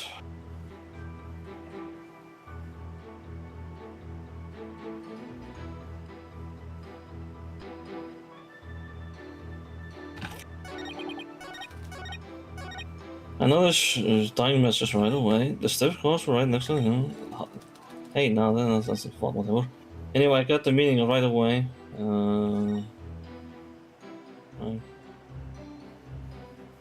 Press this again, just to see what was said here. Lined up the cards in the last moment. How can you be so certain that's how it went down? I know. You will never let someone get the last word on him, even in that. But his face in the soba broth and his consciousness fading away. He left a message that pointed towards Bucky as he left this world.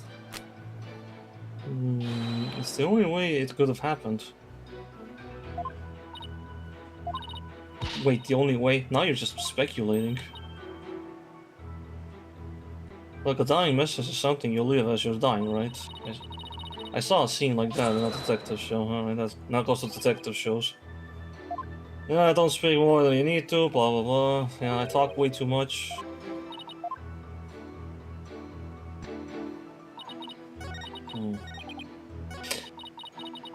Yeah, I'm not sure actually. What do I present here? I don't know. How do I make a contradiction to this man's wording?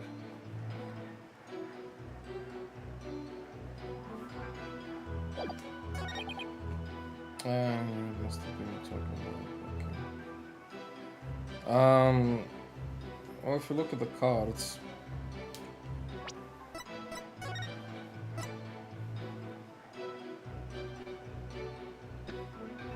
I mean,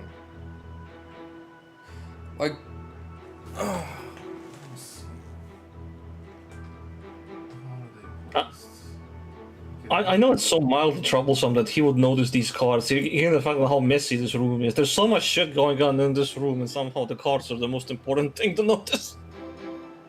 It just doesn't make sense why he would notice the cards first. I also don't know if they're like which way they're placed, upside down or like right way up. Can't tell.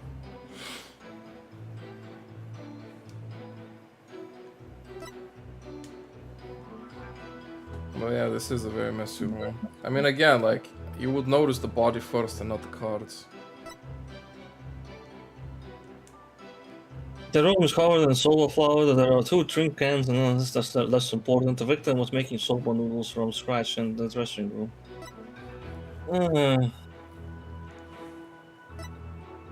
Time death. Last death, suffocation. Nothing was found in his lungs.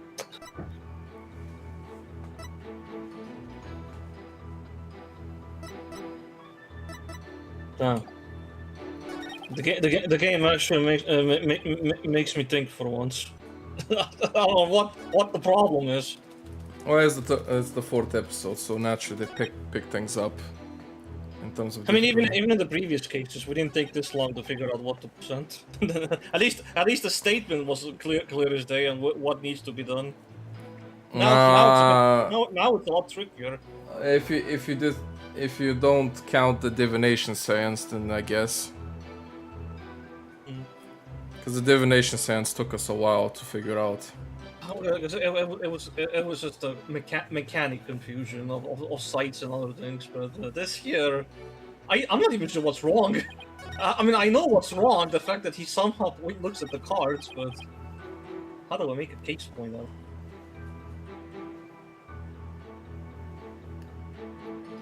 He keeps talking about those cards so much.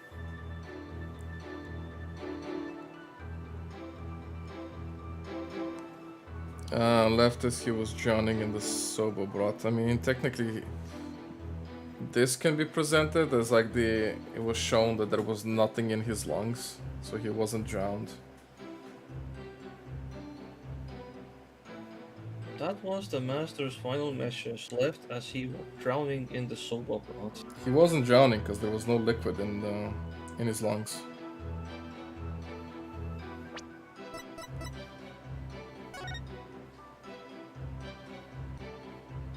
So he wasn't drowning. Okay, maybe this works. Oh, thank God for that. Well, it's like the cards were more of a distraction than anything else. From the testimony. There's a contradiction in Windows testimony. Would you care to explain where, Miss Sykes?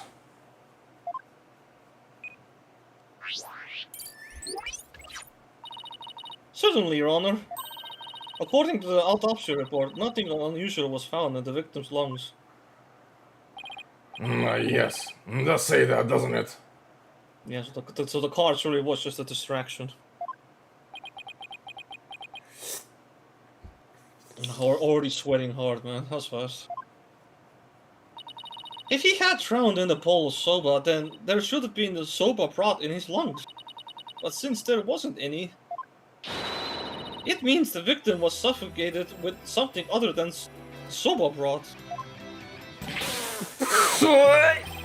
What?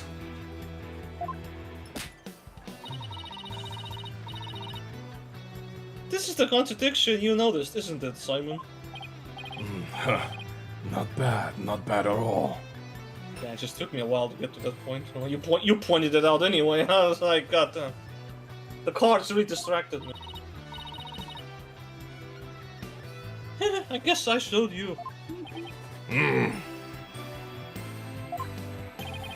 But if drowning in the soba bro wasn't the cause of death, then when was the victim's face thrust into that bowl? Taifu Donado's face was thrust into the bowl before his murder, during his murder, after his murder. Probably after. Yeah. Alright. Because no soba broth was discovered in the victim's lungs. His head must have been placed into the bowl after he was killed. And that's when the soba broth must have been spilled onto the Garuda guard. And in other words, the victim could not have lined the cards up as he was drowned. I see. It was done after he was already dead. But why would the culprit do such a thing? I'm afraid I don't know yet. Objection. Then let me stop that theme of yours. It's becoming irritating. No music allowed, let me stop it. Huh. There we go. Music to the Shadow Realm. You boast of psychological expertise, yet you cannot determine such a simple motive. My swords are liable to split at the absurdity. Hell, I wanna see that. What? What? And I suppose you know why? And of course, desecrating the body in that manner indicates a strong sense of enmity on the part of the perpetrator. Yes, that does make sense. It certainly paints a clear picture of the culprit's intense feelings towards the victim. Feelings of resentment over the theft of the soba shop's deeds, no doubt. That's great.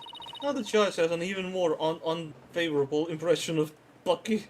Silence. Must you come undone at every juncture? every crucial moment. Oh, I'm defeated. If the culprit had time enough to set up Master Tornado's body, I think they will have honestly failed to notice the dying message. Good point. The cards were right in front of his body after all. Rationally speaking, there's no way the culprit could have missed that, huh? Objection. But was the accused rational at the time given the way he stormed out of that room. Silence! Never mind that. I have something more important to ask you, Wendell. Me? You saw the Karuda cards firsthand, did you not? Would you care to tell us about them in a bit more detail? Those tiny crime scene photos show us precious little of what I wish to know. Well, those cards are from Shisho's special Soba scenes of Tokyo Pass set. Each card is related in some way to Soba. Spare me the history lesson. Just tell me how the cards looked at the scene and no more. Well, there was a Soba broth spilled all over them. Not that much help, I'm afraid. Kazuya said, Mari, do you have a photo that shows the cards more clearly? I do. Please accept this meager offering, Your Honor.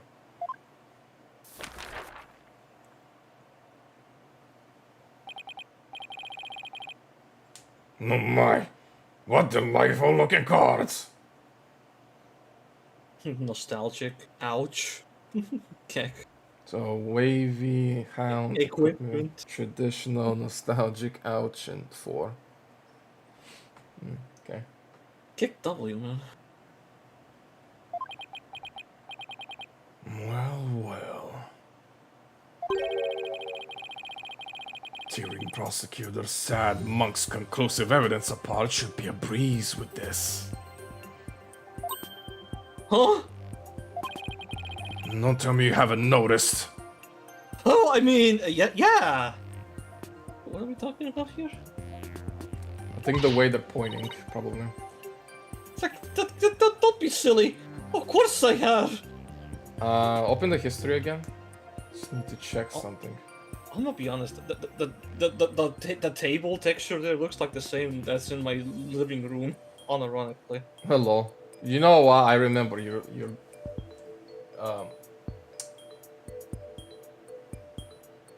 my brain farted. The thing you just mentioned. No, the living room table. Yes. It has a very similar texture to that. It's very similar. Even the colors.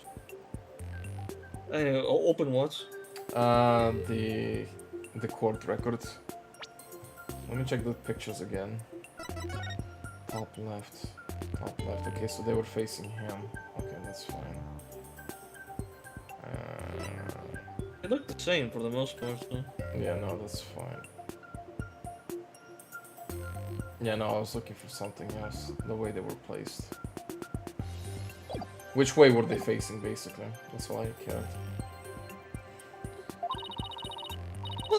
Not noticed anything, but I can't exactly say what. Say that. Now, can I? But I can't exactly say that now, can I?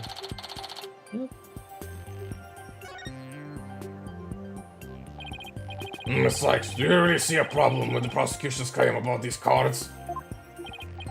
Well, go on then. Do you think? But all right, it's do or die. All I have to do is study the picture, and these cards were rearranged. Contain a contradiction, or a kind of riddle. Oh boy. Oh fucking Like boy. a kind of fucking riddle, man. Sure. Okay, let's look at that picture again. Because any one of these can be actually true. Even the riddle. Even the riddle can be true, technically. I don't know about that personally. But these two statements, though, are more heavyweight. This seems like a questionable statement. The reason I'm saying it could be a riddle is because we've had plenty of riddles already in this game, and we've had situations where... Well, they also said that this guy doesn't like doing things easy. Oh, okay, I see, yes. Okay, I see the problem. Just notice how the way they are soaked. So for example, the nostalgic card, there's only red on the a little bit on the card, right? And not that much. Same for the ouch. So in other words, these are rearranged. Yes. Yeah, so again, I figured that this bottom one makes no sense. It can make sense, but depends on the other context. Because they already said that this guy doesn't like making things easy. He likes being cryptic. Well, I guess, but he was also fucking dying, so I don't know if he had time to do anything crazy. Yeah. These cards were rearranged. But how can you tell? Let's take a look at these cards, Your Honor. The answer is right in front of us.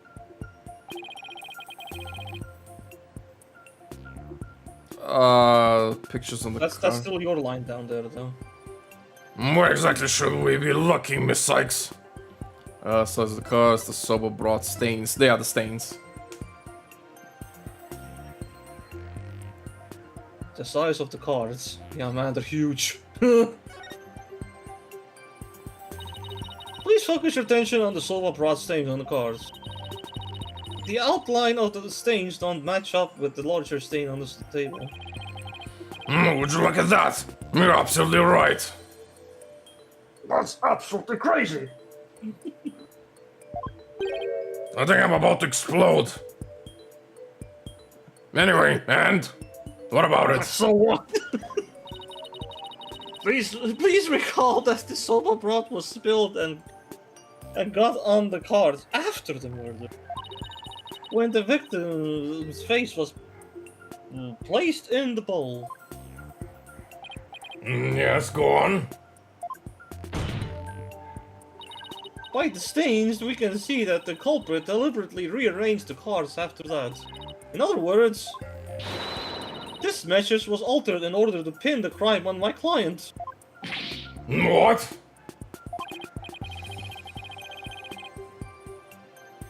And then, if we put the cards back in their original position. We can restore the evidence and see who the cards were really pointing towards. That's true. Pokun. Then what are we waiting for? Let's do this. Probably not gonna spell anything. All I have to do is rearrange the cards so that the stains match up. It's basically a puzzle game, really. Damn, I'm playing a puzzle Oh, you're game. actually doing it, Lo.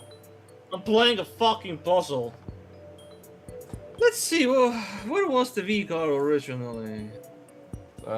There. Perfect, okay. The H card is next. Let's see, where was the H card originally? Right, bottom right. It's literally a child's puzzle game. Well, what's it called? A jigsaw puzzle. Yes, now the E card. Let's see, where was that card originally? Top. God, no one knows, man. It could be anywhere. Perfect match. Next up is the T card. Oh boy, I wonder where did that go? It's somewhere. Great, that fits right in there. I almost feel stupid reading these lines. It's like reading Dora the Explorer shit, you know? That's what it feels like. Now then, N card. Where does the N card go? Jesus Christ. Please place the N card in its correct position. Oh my god. Right. Oh, fuck me. Alright. It's on the right. Right. Right, bro. What are you doing? I'm scratching my head. Anyway. Having an itch in my head. Now for the O card. Where does the O card go, guys? I don't know, man. Could be anywhere, honestly. Nice! Almost done now. Now for the 4 card. Where does the 4 card go? Alright, so what does this say then? Owen fourth? Owen for something. Owen Fort? Owen Fort. Oh, Owen, not oven. I did say Owen, not Owen. Okay. Yeah. Twisting the W. So whatever that's gonna go to.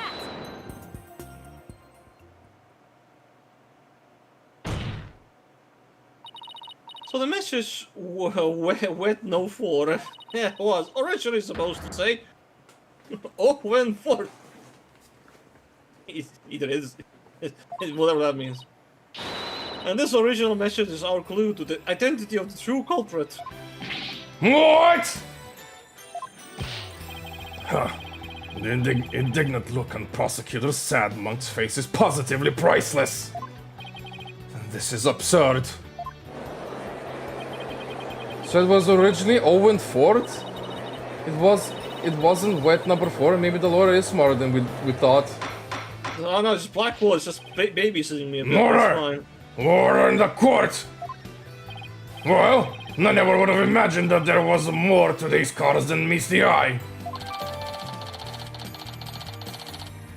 Man, that just Yay. I'm gonna be real, this just opened a whole new can of worms. What else is new? This is still episode 1 of the, actual whole episode. I call it part 1, yeah. So now that's settled, what does this Owen Fort mean? Well, you see, Your Honor. Wait. Who else do you suppose is to provide an explanation? Of course it's you.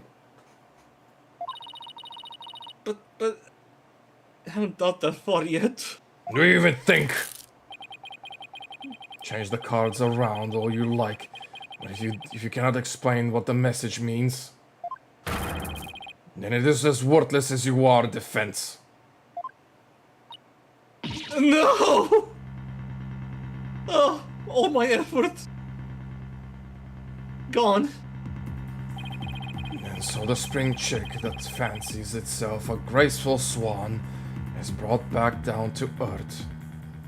Yeah, I've been demoted back to Eggy Volk. I have to do something. But what? Still your thoughts for a second. There's a perfectly good witness to question over there. Alright, that's a good idea. Come on, Tina, get a hold of yourself. When does the phrase over for mean anything to you? No, there's no one named Owen in the Tornado family or our circle of friends. Go ahead, ask anybody you'd like. Can't be serious.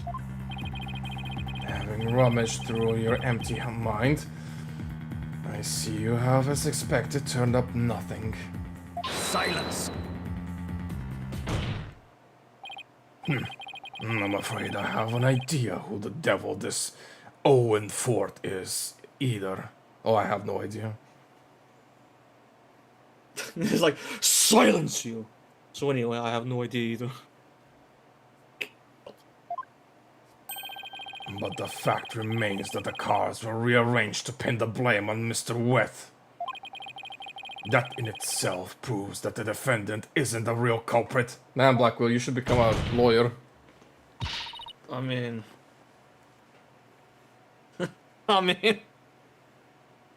Prosecutor Blackwell is right! Hey, why am I doing your job? Because I am incompetent. Figures. I mean, no, you're not. I'm the boss here. So, besides, the important question here is not who does the message point to, but rather who rearranged the cards. Yeah. How you like me now, Blackwell? I see. I pointed out the contradiction right there. The problem. Yeah. There you go. That's all my idea. Great. After I gave you a stepping stone. So, why didn't you point that out earlier if you already knew? I'm sorry. It's like no, I was just testing you. I was trying to see if you know. So I could confirm. In any case, there were two opportunities for someone to rearrange the cards. The first was when Mr. Wet entered the dressing room. And the second was when Wendo discovered the body. Are you accusing me of rearranging the cards? Me, who came to testify out of the goodness of my heart? Well, you didn't exactly come running out screaming straight away, did you? Even a mere 2 or 3 minutes is more than enough time to get up some devilry. So what exactly were you doing in there, you Wendo?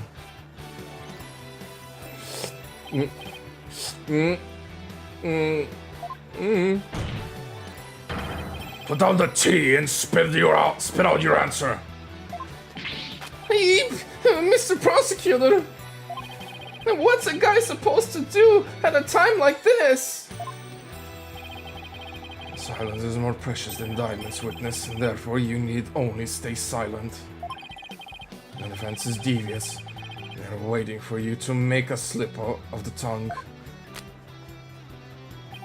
Oh, I see. So that's why there's what they're after, is it? In that case, Your Honor, I've decided not to say another word. Very good.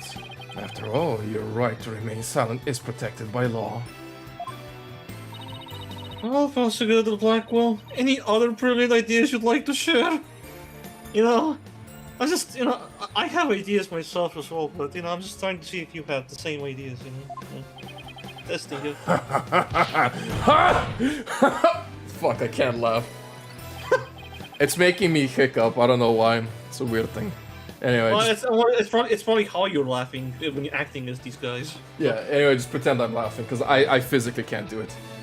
Did you hear that, Sykestono? The Rakugo artist who's afraid to speak. Who's ever heard of such a thing? Oh, these are his mind games. Alright, fair enough. His dark sense of humor. Are you trying to taunt him into talking? Such a petty trick will never work. You don't know, Blackwell. That's right, I'm not going to fall for it. I'm only asking to hear your story. Besides, it's not your job to tell your tales if there is an audience. If there is an audience to listen. Even so, I have the right to refuse to answer. The more you keep quiet, the more we want you to talk. That's simply human nature. Isn't that right, people of the gallery? What a manipulator. I mean, you think Sadmari's bad? Blackwell's the worst. He did this entire charade in the 5th game all the fucking time, man. Yeah, I mean, he controls the narrative. Shadmadi already has the audience on his side, but that's only when he's in his home turf. Even with this wonderful audience in front of you, you still refuse to talk? If so, then perhaps you chose the wrong line of work, my friend. I guilt-tripped him so badly, man. Are you saying I should quit? Because I'm not afraid to speak my mind. I'll have you know.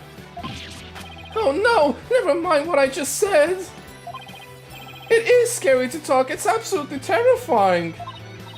But no, as a Rakugo artist, I must talk. If I don't, how can I ever show my face in the stage again? Your Honor, I'm ready to testify. Fucking baited so hard. So fucking hard. He did it. He managed to convince Wendo with his power of suggestion technique. The real fucking bullshitter, man. I don't know if that's just a power of suggestion, but more like just absolutely manipulating this fucking idiot. Yep. Bully for you, Wendo. That's as a real Rakugo artist should be. Alright. If the witness wishes to testify, then by all means, please do. To be turned by such an obvious ploy What a man of weak spirit! Oh, you can't blame him for being frustrated at this bullshit. I mean, I will say I love the dynamic between Blackwell and Sadmati. It's literally like watching two opposing forces against each other. I mean, because Blackwood just laughs at Shadmati's antics. There's no intimidation. You can't intimidate a man who's already been in prison for more years than you can count. Probably most of his life. Yeah. After my performance, I went to visit Shisho. I called him from outside the room, but he didn't reply. When I entered the dressing room, I saw Shisho slumped over the table, motionless. Was that 3? Just 3? Sure. From what I can tell, there do not appear to be any inconsistencies in the testimony. That's true. Of course there aren't any. Because I'm not trying to hide anything. Allegedly. First I gotta Shadmati's right. I don't see anything inconsistent either. But I did pick up some faint discord. No, here we go. Oh, let's fucking go. What's Time to this? summon out my bullshit power. You've decided to use that bullshit technique again? Good. Make that sad monkey more sad. Hey, I'll let you know. It's not bullshit. Ponder all you like, defense, but it is pointless. Your Honor, I believe there is no need for further deliberation. Hold it! I disagree, Your Honor. I need a therapy session with this person in front of us. If we're gonna do the therapy session... Oh boy. Oh fucking boy. No, I mean I'm talking to a man with multiple acting personalities. I mean, sure that's fun. And I'm sure Shadmati would love to see my shenanigans in full blast.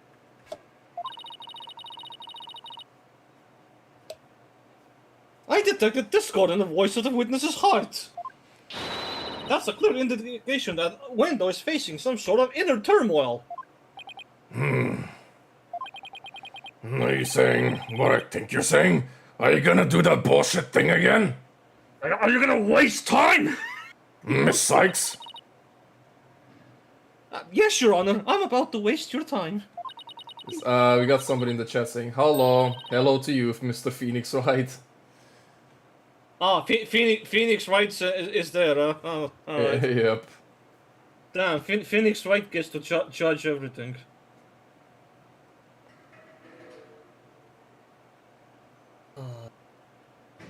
Objection! Innuendo, there is no need for you to submit to this so-called therapy. It's fine by me. I have nothing to hide, bring it on.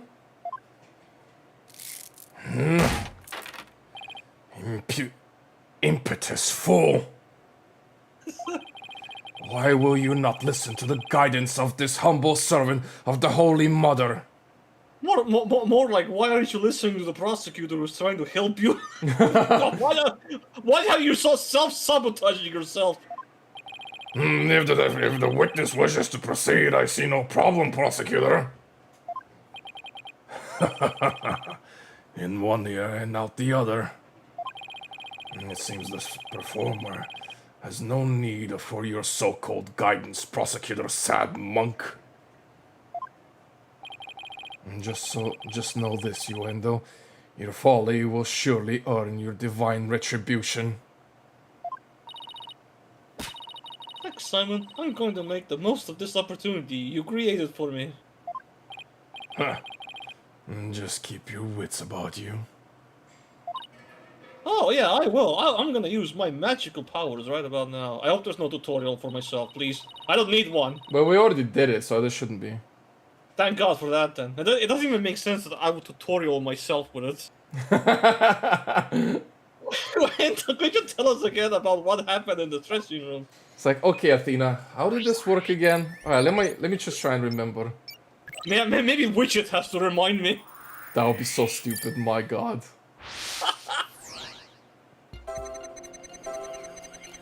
Okay, so I don't even know what personality that is. I'm just gonna pretend it's the normal one. After my performance, I went to visit Shisho. I called to him from outside the room, but he didn't reply. When I entered the dressing room, I saw Shisho slumped over the table motionless. I didn't really notice any unexpected emotions in that testimony. But it isn't always a question of the presence of an emotional response, but the absence. You know, you're right. It's not always the emotions I do see. Sometimes it's a matter of what I don't, but would expect to see. I better carefully compare Windows statements, those emotions again. So we're looking for something that's Being missing. lectured by Blackwell about this thing is just funny. After my performance, I went to visit Shisho. That's fine. I called to him for outside the room. Okay. He didn't reply. Maybe there's a missing shock or a surprise. That probably makes sense. He's just missing an emotion at this very moment. And the last one was Extreme sadness, which makes sense. This makes sense. I mean, surprise could also work here, but sadness is pretty overwhelming here. So, I mean, this one I think is fine, unless you want to point out that there should be a surprise as well here. But I think the previous I personally would wanna put surprise here as well, but all things considered. Yeah, that's fine.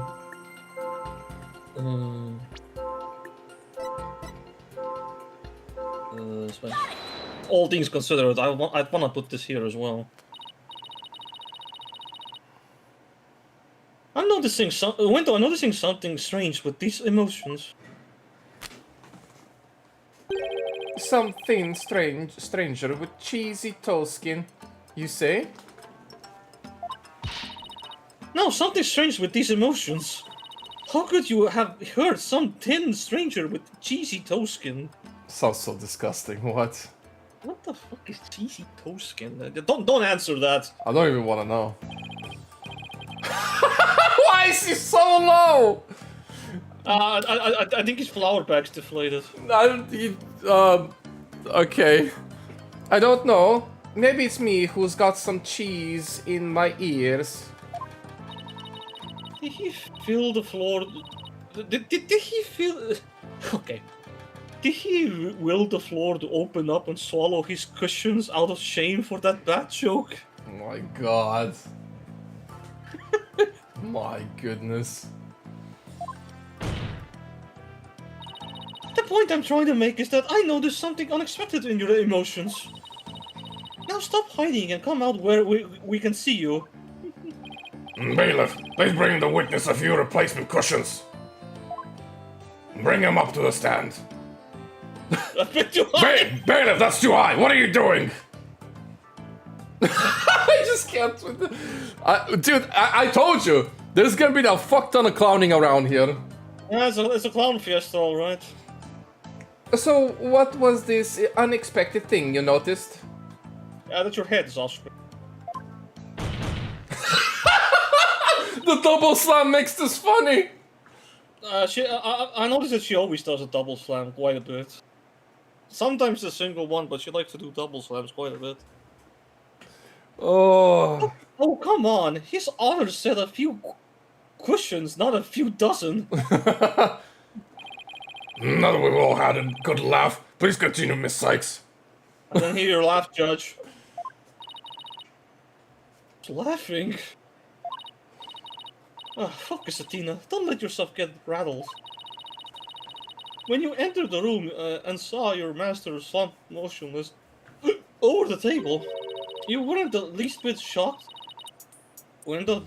Don't you think that's a little odd? But is it though? The lack of surprise means you were prepared for what you saw. And I think I know why. The reason Wendell wasn't shaken when he saw his master's dead body is because he was zoned out. Damn. He yeah. has an entertainer. He has an entertainer's These are all fucking stupid. It's the last one. entertainer's guts. There might be an He achievement knew for about- one of these, but for fuck's sake, they're all stupid. He knew about the master's death. He was zoned out, bro. What? He has an entertainer's guts. What? Oh man, let's be just great if there was just a save state to put here. Doing the normal save and load takes too long, if you know what I mean. Yeah. Plus, I do want to wrap it up as soon as we can, whenever we reach a good point. Yeah, you still have that movie thing later, right? So Yeah. I think maybe the reason you weren't shaken was because you already knew you would find your master dead. What? What? Huh?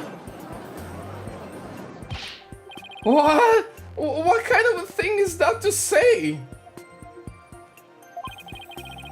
You've got it all wrong. Oh, right. I just remembered something. I thought Shishu was just sleeping when I first saw him.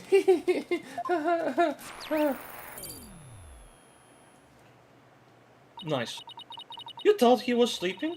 It sounds plausible, but what made you think he was asleep? Well, he had his head and arms up on the table as he were taking a nap. Nice. Oh, and one other thing. There was that note, that too. A note? What note? Ah, you must be talking about this.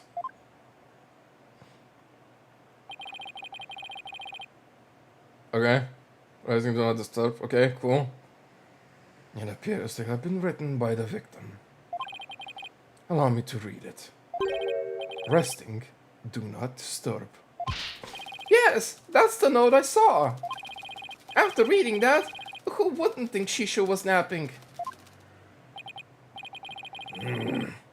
That is pretty reasonable assumption. Gotta be kidding me. But that doesn't work because we knew he was practicing his thing, though, right? No. That contradicts Blackwell's statement. Because he heard him practicing that thing. His performance. That's right. I saw this note, so that's why I thought Shishu was asleep. I want to change my testimony to include that statement. Alright, I'll run an update.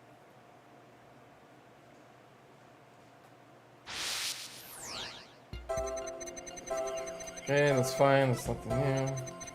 Call for him outside the room. We didn't reply. Oh, update.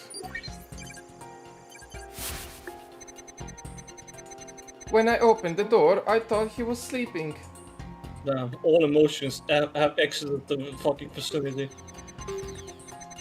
But something seemed off, so I rushed over to him. Nah, you got mad over that? Shish. I was shocked to find him dead. I couldn't believe my eyes. I mean, this one's obvious. Hmm.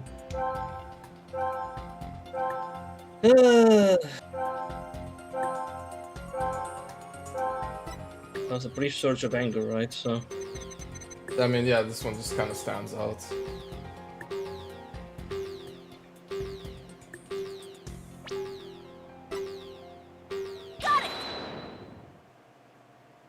Oh boy, prepare for a shitstorm. You know, you and I know there's something funny again. It's your emotions, you know. They're just not accurate whatsoever. Funny, you say? I guess an entertainer of my caliber can make people laugh, even with my emotions. Yeah, the really angry emotion. I didn't mean that kind of funny. Quite the opposite, actually. When you entered the dressing room, I see that you suddenly felt angry. What I want to know is, what made you feel angry all of a sudden? What? Let's see. Oh yeah, now I remember. As I was going in, I whacked my little piggy on something. I was annoyed at my own clumsiness. You did what exactly? Whack my little piggy on some. Okay, sure, buddy. Wait, you mean you stubbed your pinky toe? It's just a little bump on my little piggy. No big deal. It's embarrassing, really. Sounds more like he's hiding something. I'd better dig a bit deeper. No need to be embarrassed, Wendell. But I'm afraid it's something we do need to look into. I don't really see anything you could have stubbed your toe on. In the area around the dressing room door in this picture. But maybe there was something there at the time. What exactly did you stub your toe on? What an irrelevant question. You dishonor the soul of the victim with these unnecessary delays. You tell her, really? Really, who doesn't stub their toes every once in a while? That's not the point here, you freaking guys. You really gotta fuss over every single small detail like this.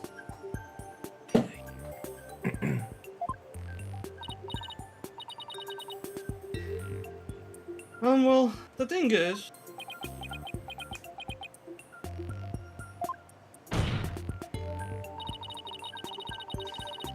Even the most subtle of fluctuations in a person's psyche can clue us in on the truth. That is why it's important to get to the bottom of this question. Plus, if I back down now, who knows what new insults Simon will throw my way. Is there really no trace left of what Wendell stubbed his toe on by the door? What in the world might have been there then? Oh, the table. But that is not there now. Why is this... Why bang so hard on the table? Jesus Christ, how hard did you fucking hit your toe, bro? I mean, that's the only thing. So he had to go around to see... Okay. I don't... But would that make sense, though, all things considered? Why not? I mean, that's not a big table. You walk into it, just you push it slightly forward.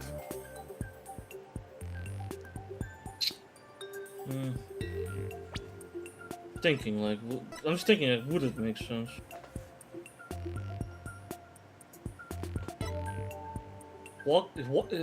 He walked there and stopped his foot on that left side there.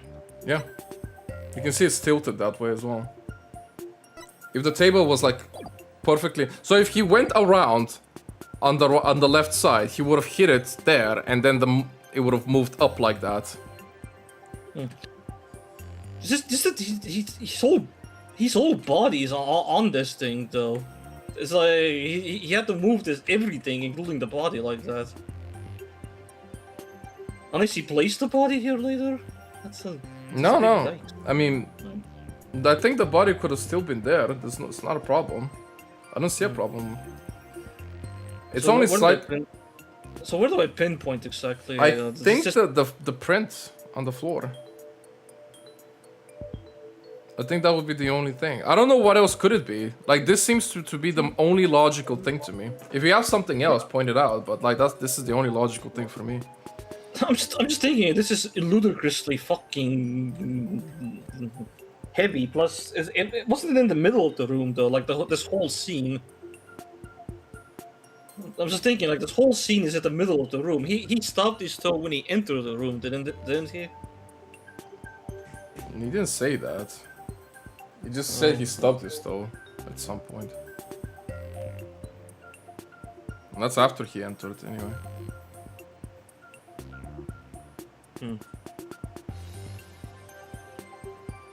I mean, like, I can try pointing that, but I'm just thinking, like, it's Take that! kind of awkward. When did you stub your toe on the table? Wait a minute. Well, it does appear that something hit the table and moved it. Wendell said he stubbed his toe as he was entering the dressing room. Oh, did he? Yeah, Okay. like they did say that he entered in and then he somehow moved the table. That means the table was blocking the fucking dressing room itself. That which doesn't add up.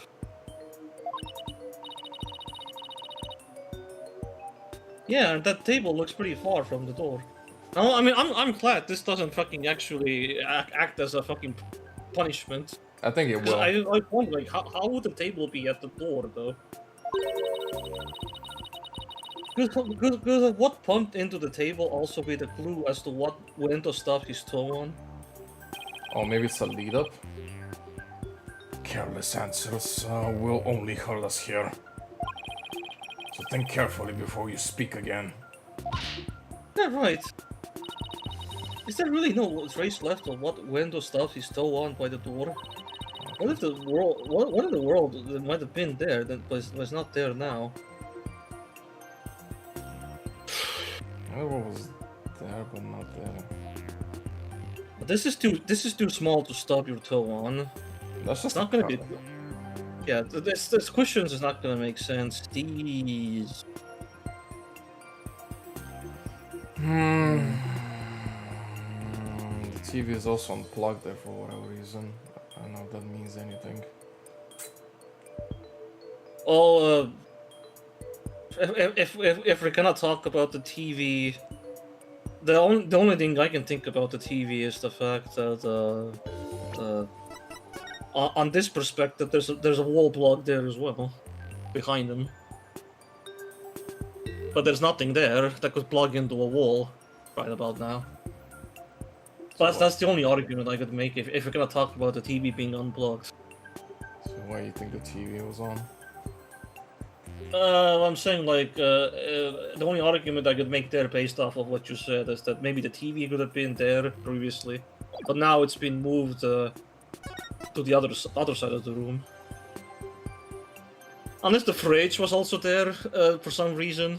I mean, well, the fridge and TV seem to be like the only things that could plug into a wall.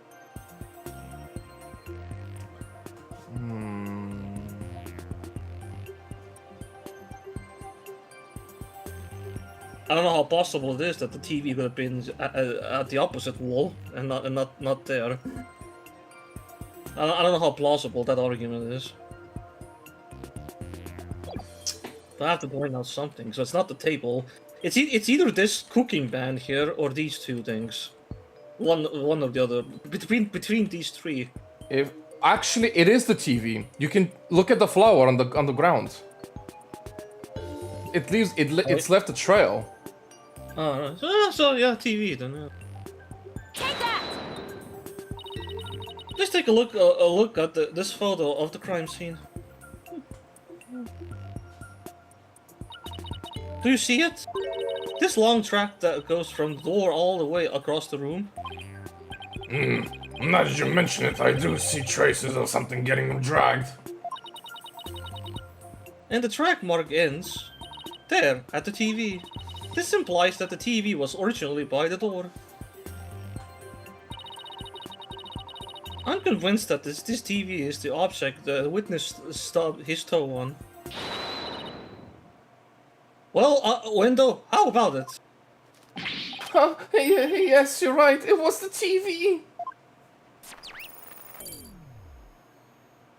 Near 10%, eh? We're not done yet, bro. There, the noise level dropped again. Yes, I stubbed my pinky toe on the TV. But what of it? Why is this so important to you? So the noise went down, but it wasn't completely hasn't completely disappeared yet. Which means he's still hiding something. Okay, then let's try this tactic instead. Wendell, why was the TV moved there? Shisha must have moved it so he could watch my routine.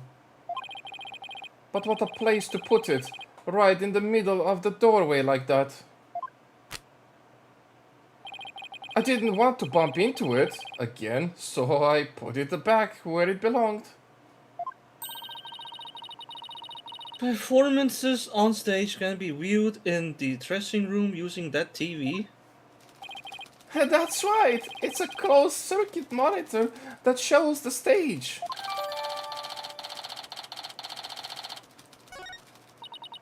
Let's see. Now what? I can't find anything else out of place. And I still haven't gotten the noise level down to 0 yet. Simon, I'm still getting noise here, but I don't see anything else fishy. This is precisely why amateurs are such a bother. Sorry.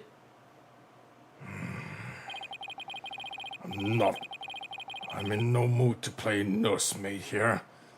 Maybe that's what it takes to save the soba shop. Oi, Yoendo. Here's a curiosity for you. This table Master Tornado is slumped over looks like it was moved. Do you happen to bump into it while you were moving the TV back? Oh my, yes, you're right. The TV hit the table and Shishu's body moved with a jolt. And that's when I first realized Shishu was dead. Oh, but how scared I was. Damn. I see. Thank you. We're finally getting a more precise picture of how the body was discovered. I'd wager you need to put the spurs to your window just to trifle longer. Alright. I can't keep asking Simon to bail me out like this. It's time for me to regain my footing and really stand on my own. Wendell, what you said just now about discovering your master's death, could you please describe all of that again for the court in detail? Alright, 1 second, let's quickly run to the bathroom.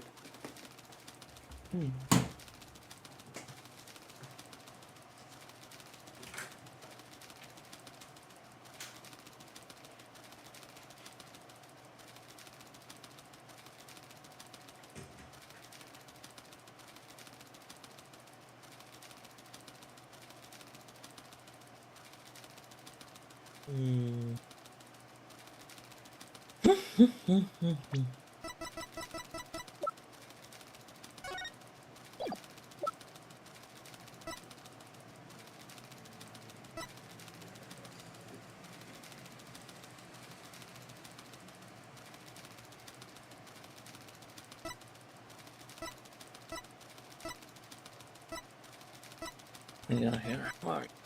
Yes. Balloon artist. Plus 12 years of performer on their belt. Just higher rank than her.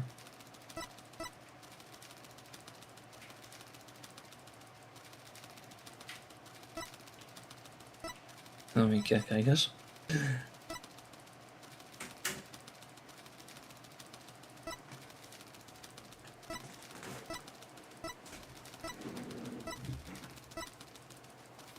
Okay, I'm here now.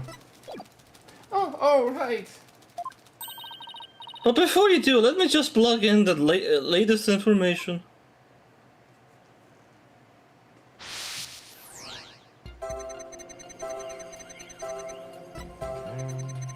Fine. I can't even skip forward. I have to wait for the animation to finish.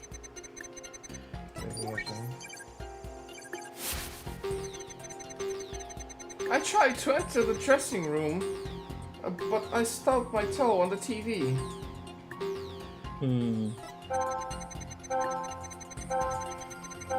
When I put the TV back in its normal spot, I realized that Shishu was dead.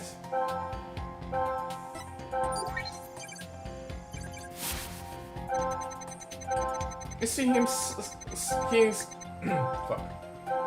Seeing him slumped over that cluttered table. Sniff. Oh, Shisho.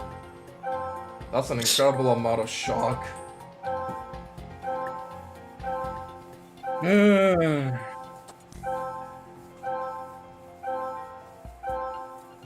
I guess, yeah, very much. So, sure, fine.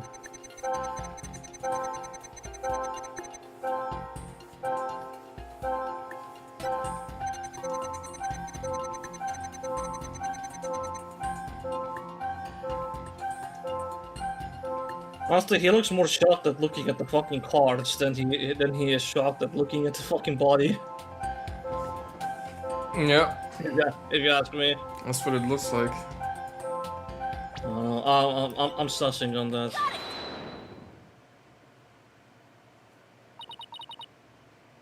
That's odd. After the initial shock of finding the victim dead, you reacted with surprise again. What was it that surprised you, Wendell, besides your master's death? Oh, what do you mean? What's more, you were more surprised the second time than the first.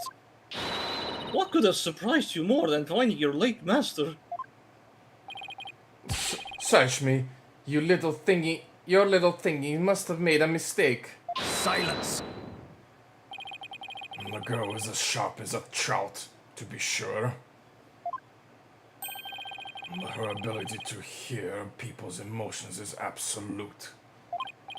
Now, get to remembering you, Wendell. What was it that surprised you? That was a compliment, right? Right? Oh, well, Nice. I made backwards logic. I made backwards fucking progress. No, we pushed him too hard, and now he's mentally all over the place. I told you there's gonna be a shitstorm. Of course it is. His emotions are completely out of control. Out of control? Care to explain how that's relevant? Well, I mean, honestly, last time we put like foolproof to 100% or otherwise, it didn't really go against us. It actually helped us. That wasn't Fulbright. That was this guy. Was it this guy? That was Simon. Yeah, he was the only Yeah, person to go up and not down. Fair enough. But yeah, the 100% kind of helped us at the end of the day. Yeah. You know how normally I listen for the hidden emotions and witness's voice, right? From there, I look for inconsistencies between their testimony and those emotions. But sometimes the person's feelings can run too high, making it hard to get proper reading. So that's how your Matrix program works. Fascinating. Ordinarily, it's just one emotion that runs out of control, but it seems there's something ordinary. There's nothing ordinary about this time. It seems there's nothing ordinary about this time.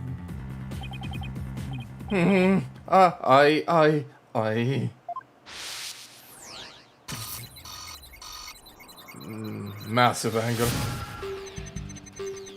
After my performance, I went to visit Shisho. Damn.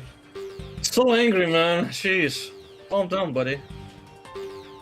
Can I go forward or not? I have to hit space. Okay.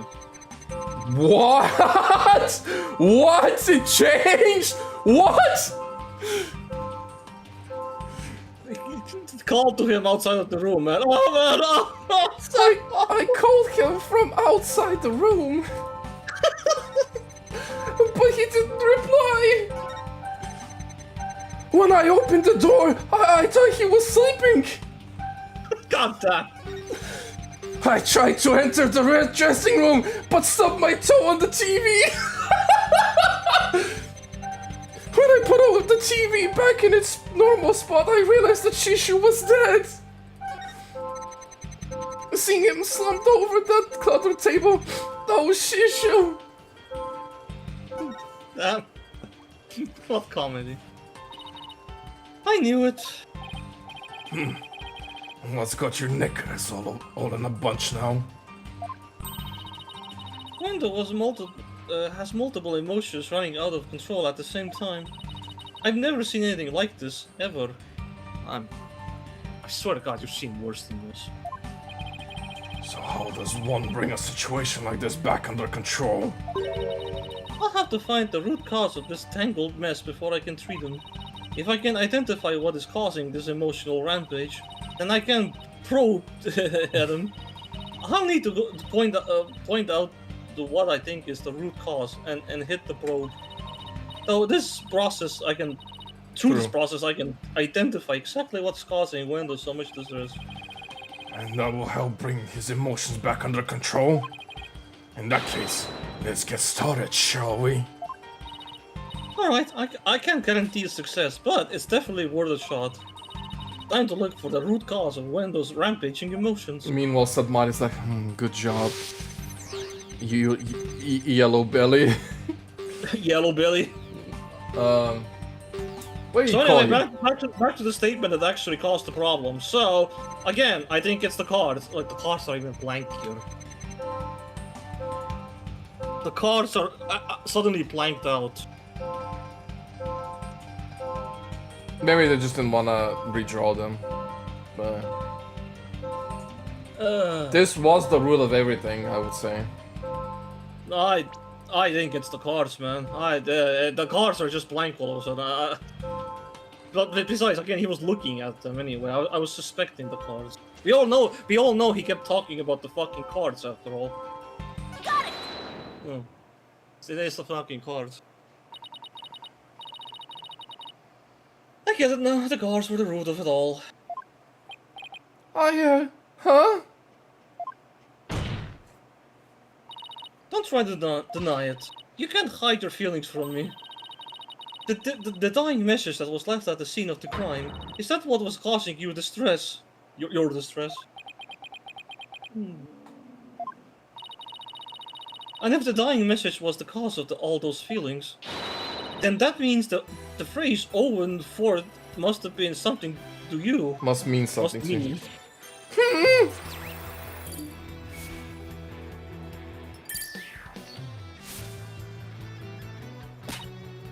Ah, there!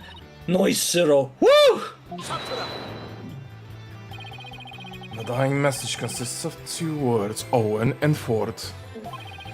But neither of these 2 words have anything to do with the witness. This was all just a massive waste of time. This topic warrants no further argument.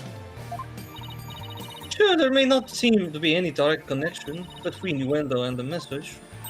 For now. But why don't you wait and decide what's necessary after you hear my theory?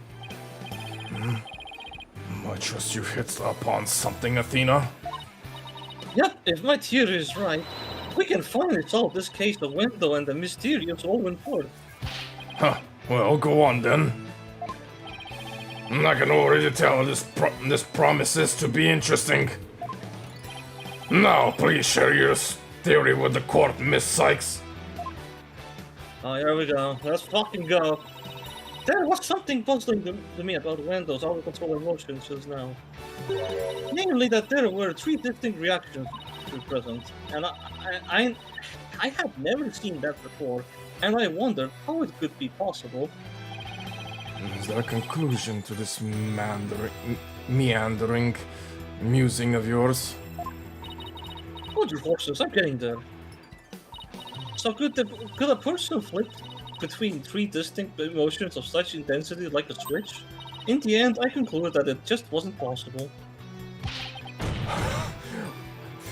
I mean, we literally had the fucking Phantom. I don't know what you're talking about, Athena.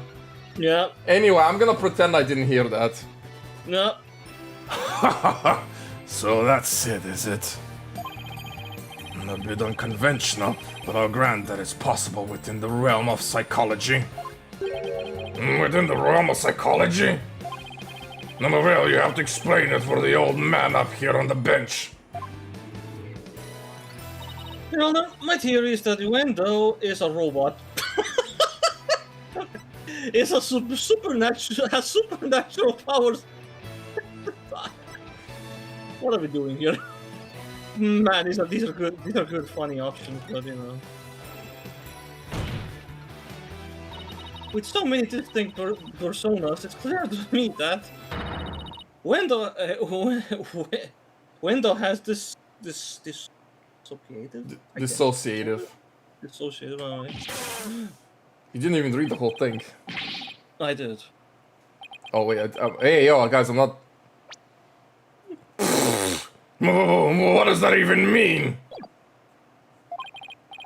Your Honor, the defense could treat this trial as a child's chest. Would treat multiple personality disorder. A preposterous proposition indeed. Would you not agree, witness? How did she know? How did she figure it out?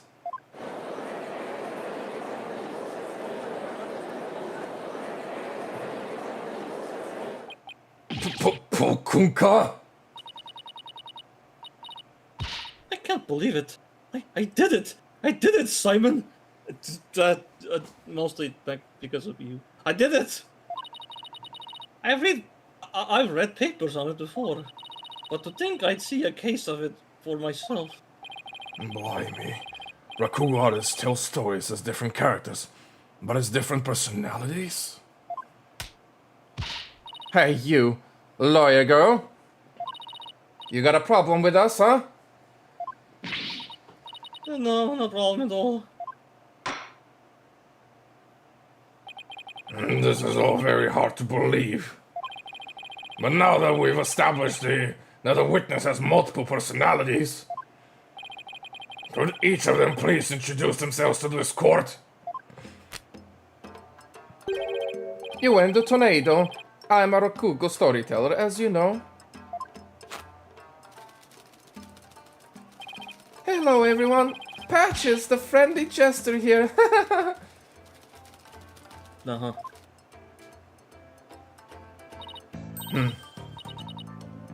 Kisegawa. Cortesan. And is that all of you? Yes, that's all of us. So there's 3 personalities in total. Wendell, Patches, and Gisagawa, huh? Well, Simon, what do you think now? That you're one lucky duck. Just be glad that you were dense enough to help you out. They were dense enough to help me out. Yeah, man, great. Oh, can't you just straight up say I did great for a change? You appear to be quite proud of your self-defense. Most likely this is your only achievement in life, so... Yeah. But all you have done is infringe upon the privacy of the witness. I can't disagree more, prosecutor. Now that we know there are 3 personalities, a new way for us to interpret the meaning of a certain piece of evidence has arisen. A new interpretation. Oh, no, I'm very curious. What is this piece of evidence you're talking about, Miss Sykes? Knowing what we know about Wendell and his personalities, this now makes perfect sense. Something makes perfect sense, huh? The cards, right? Wait, or am I not thinking about that? You're not sure? Just because I need to wrap it up. Yes, it is. Right. Take that! The Karura cards? That's right, Your Honor. Recall the original dying message left at the scene. We didn't have a clue as to what Owen Ford could have possibly meant. But now, with this new information about Wendell and his personalities, isn't it possible that Owen Ford actually means a secret fourth personality of Wendell's, a personality named Owen? What? Pokunka! Wendell must have kept his this dissociative identity disorder from us because he didn't want to be associated in any way with that dying message. No, that's not why. We kept our disorder a secret for a different reason altogether. And we've been taking advantage of our affliction to act out various Rakugo characters. If all of this got out, well... our reputation as Rakugo artists would be tarnished, as would the Tornado name. That's why we kept the secret from everyone except members of the Tornado School.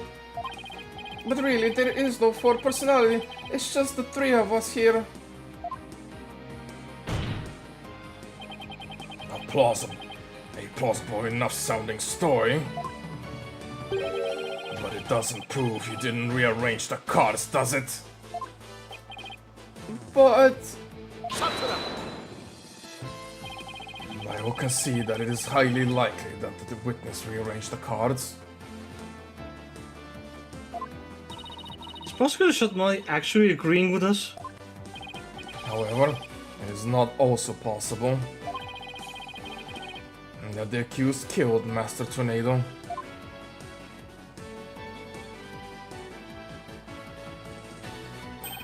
And then left that message in order to frame the witness. And upon noticing the cards when he found the victim's body, Uendo rearranged them. Silence. A fantastic tale, but a tale nonetheless. No one outside the Tornado School knew about Uendo's multiple personalities. Uendo just finished saying to himself, Ah, that is true, but ultimately a meaningless point. The witness was only in the dressing room for 2 or 3 minutes. It was far too little time to commit murder, wouldn't you say? Then who's to say he couldn't have done it before his discovery?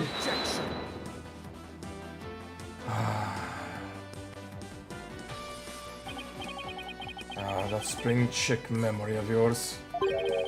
Have you already forgotten Prosecutor Blackwell's testimony? Simon's testimony? Oh. Gayu escorted me to the dressing room. We heard the sound of Rakugo being performed from within.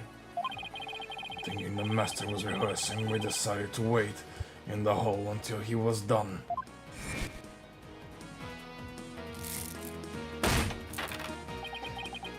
That's right. There were just a few moments before you went to enter the dressing room. Typhoon Tornado was confirmed to still be alive. No! My own testimony used against me. How dare you, Potter? He used his own sword against him. Not only that, but Uendo was on stage until just before he discovered the body. A bulletproof alibi that I have already confirmed with several audience members. Oh no! Oh. I also heard that his Rakugo performance that day was a steaming pile of... well, you get the picture. Hey, yes, I'm afraid so. Really stunk up that stage I did. And yet I have a perfect alibi. Indeed. Why not land the coup de grace on the defense by describing your alibi, witness? Okie dokie, Smokey. Testimony, great. I'm doing this. I'm wondering if I should pause it here, because I don't know how long this is going to continue. I don't know if there's any breaks in between or not. So... let's just save it here. We've been at it for 3 hours, 24 minutes. I know that we're locked in for at least half an hour or another hour. At least. Probably an hour, to be honest, because I know something needs to happen here. So yeah. This particular game is super inconsistent with its to be continues, honestly. I feel like we should have had one by now. But anyway, cool. For anyone who was watching, thank you so much for joining us, and I hope to see you next time.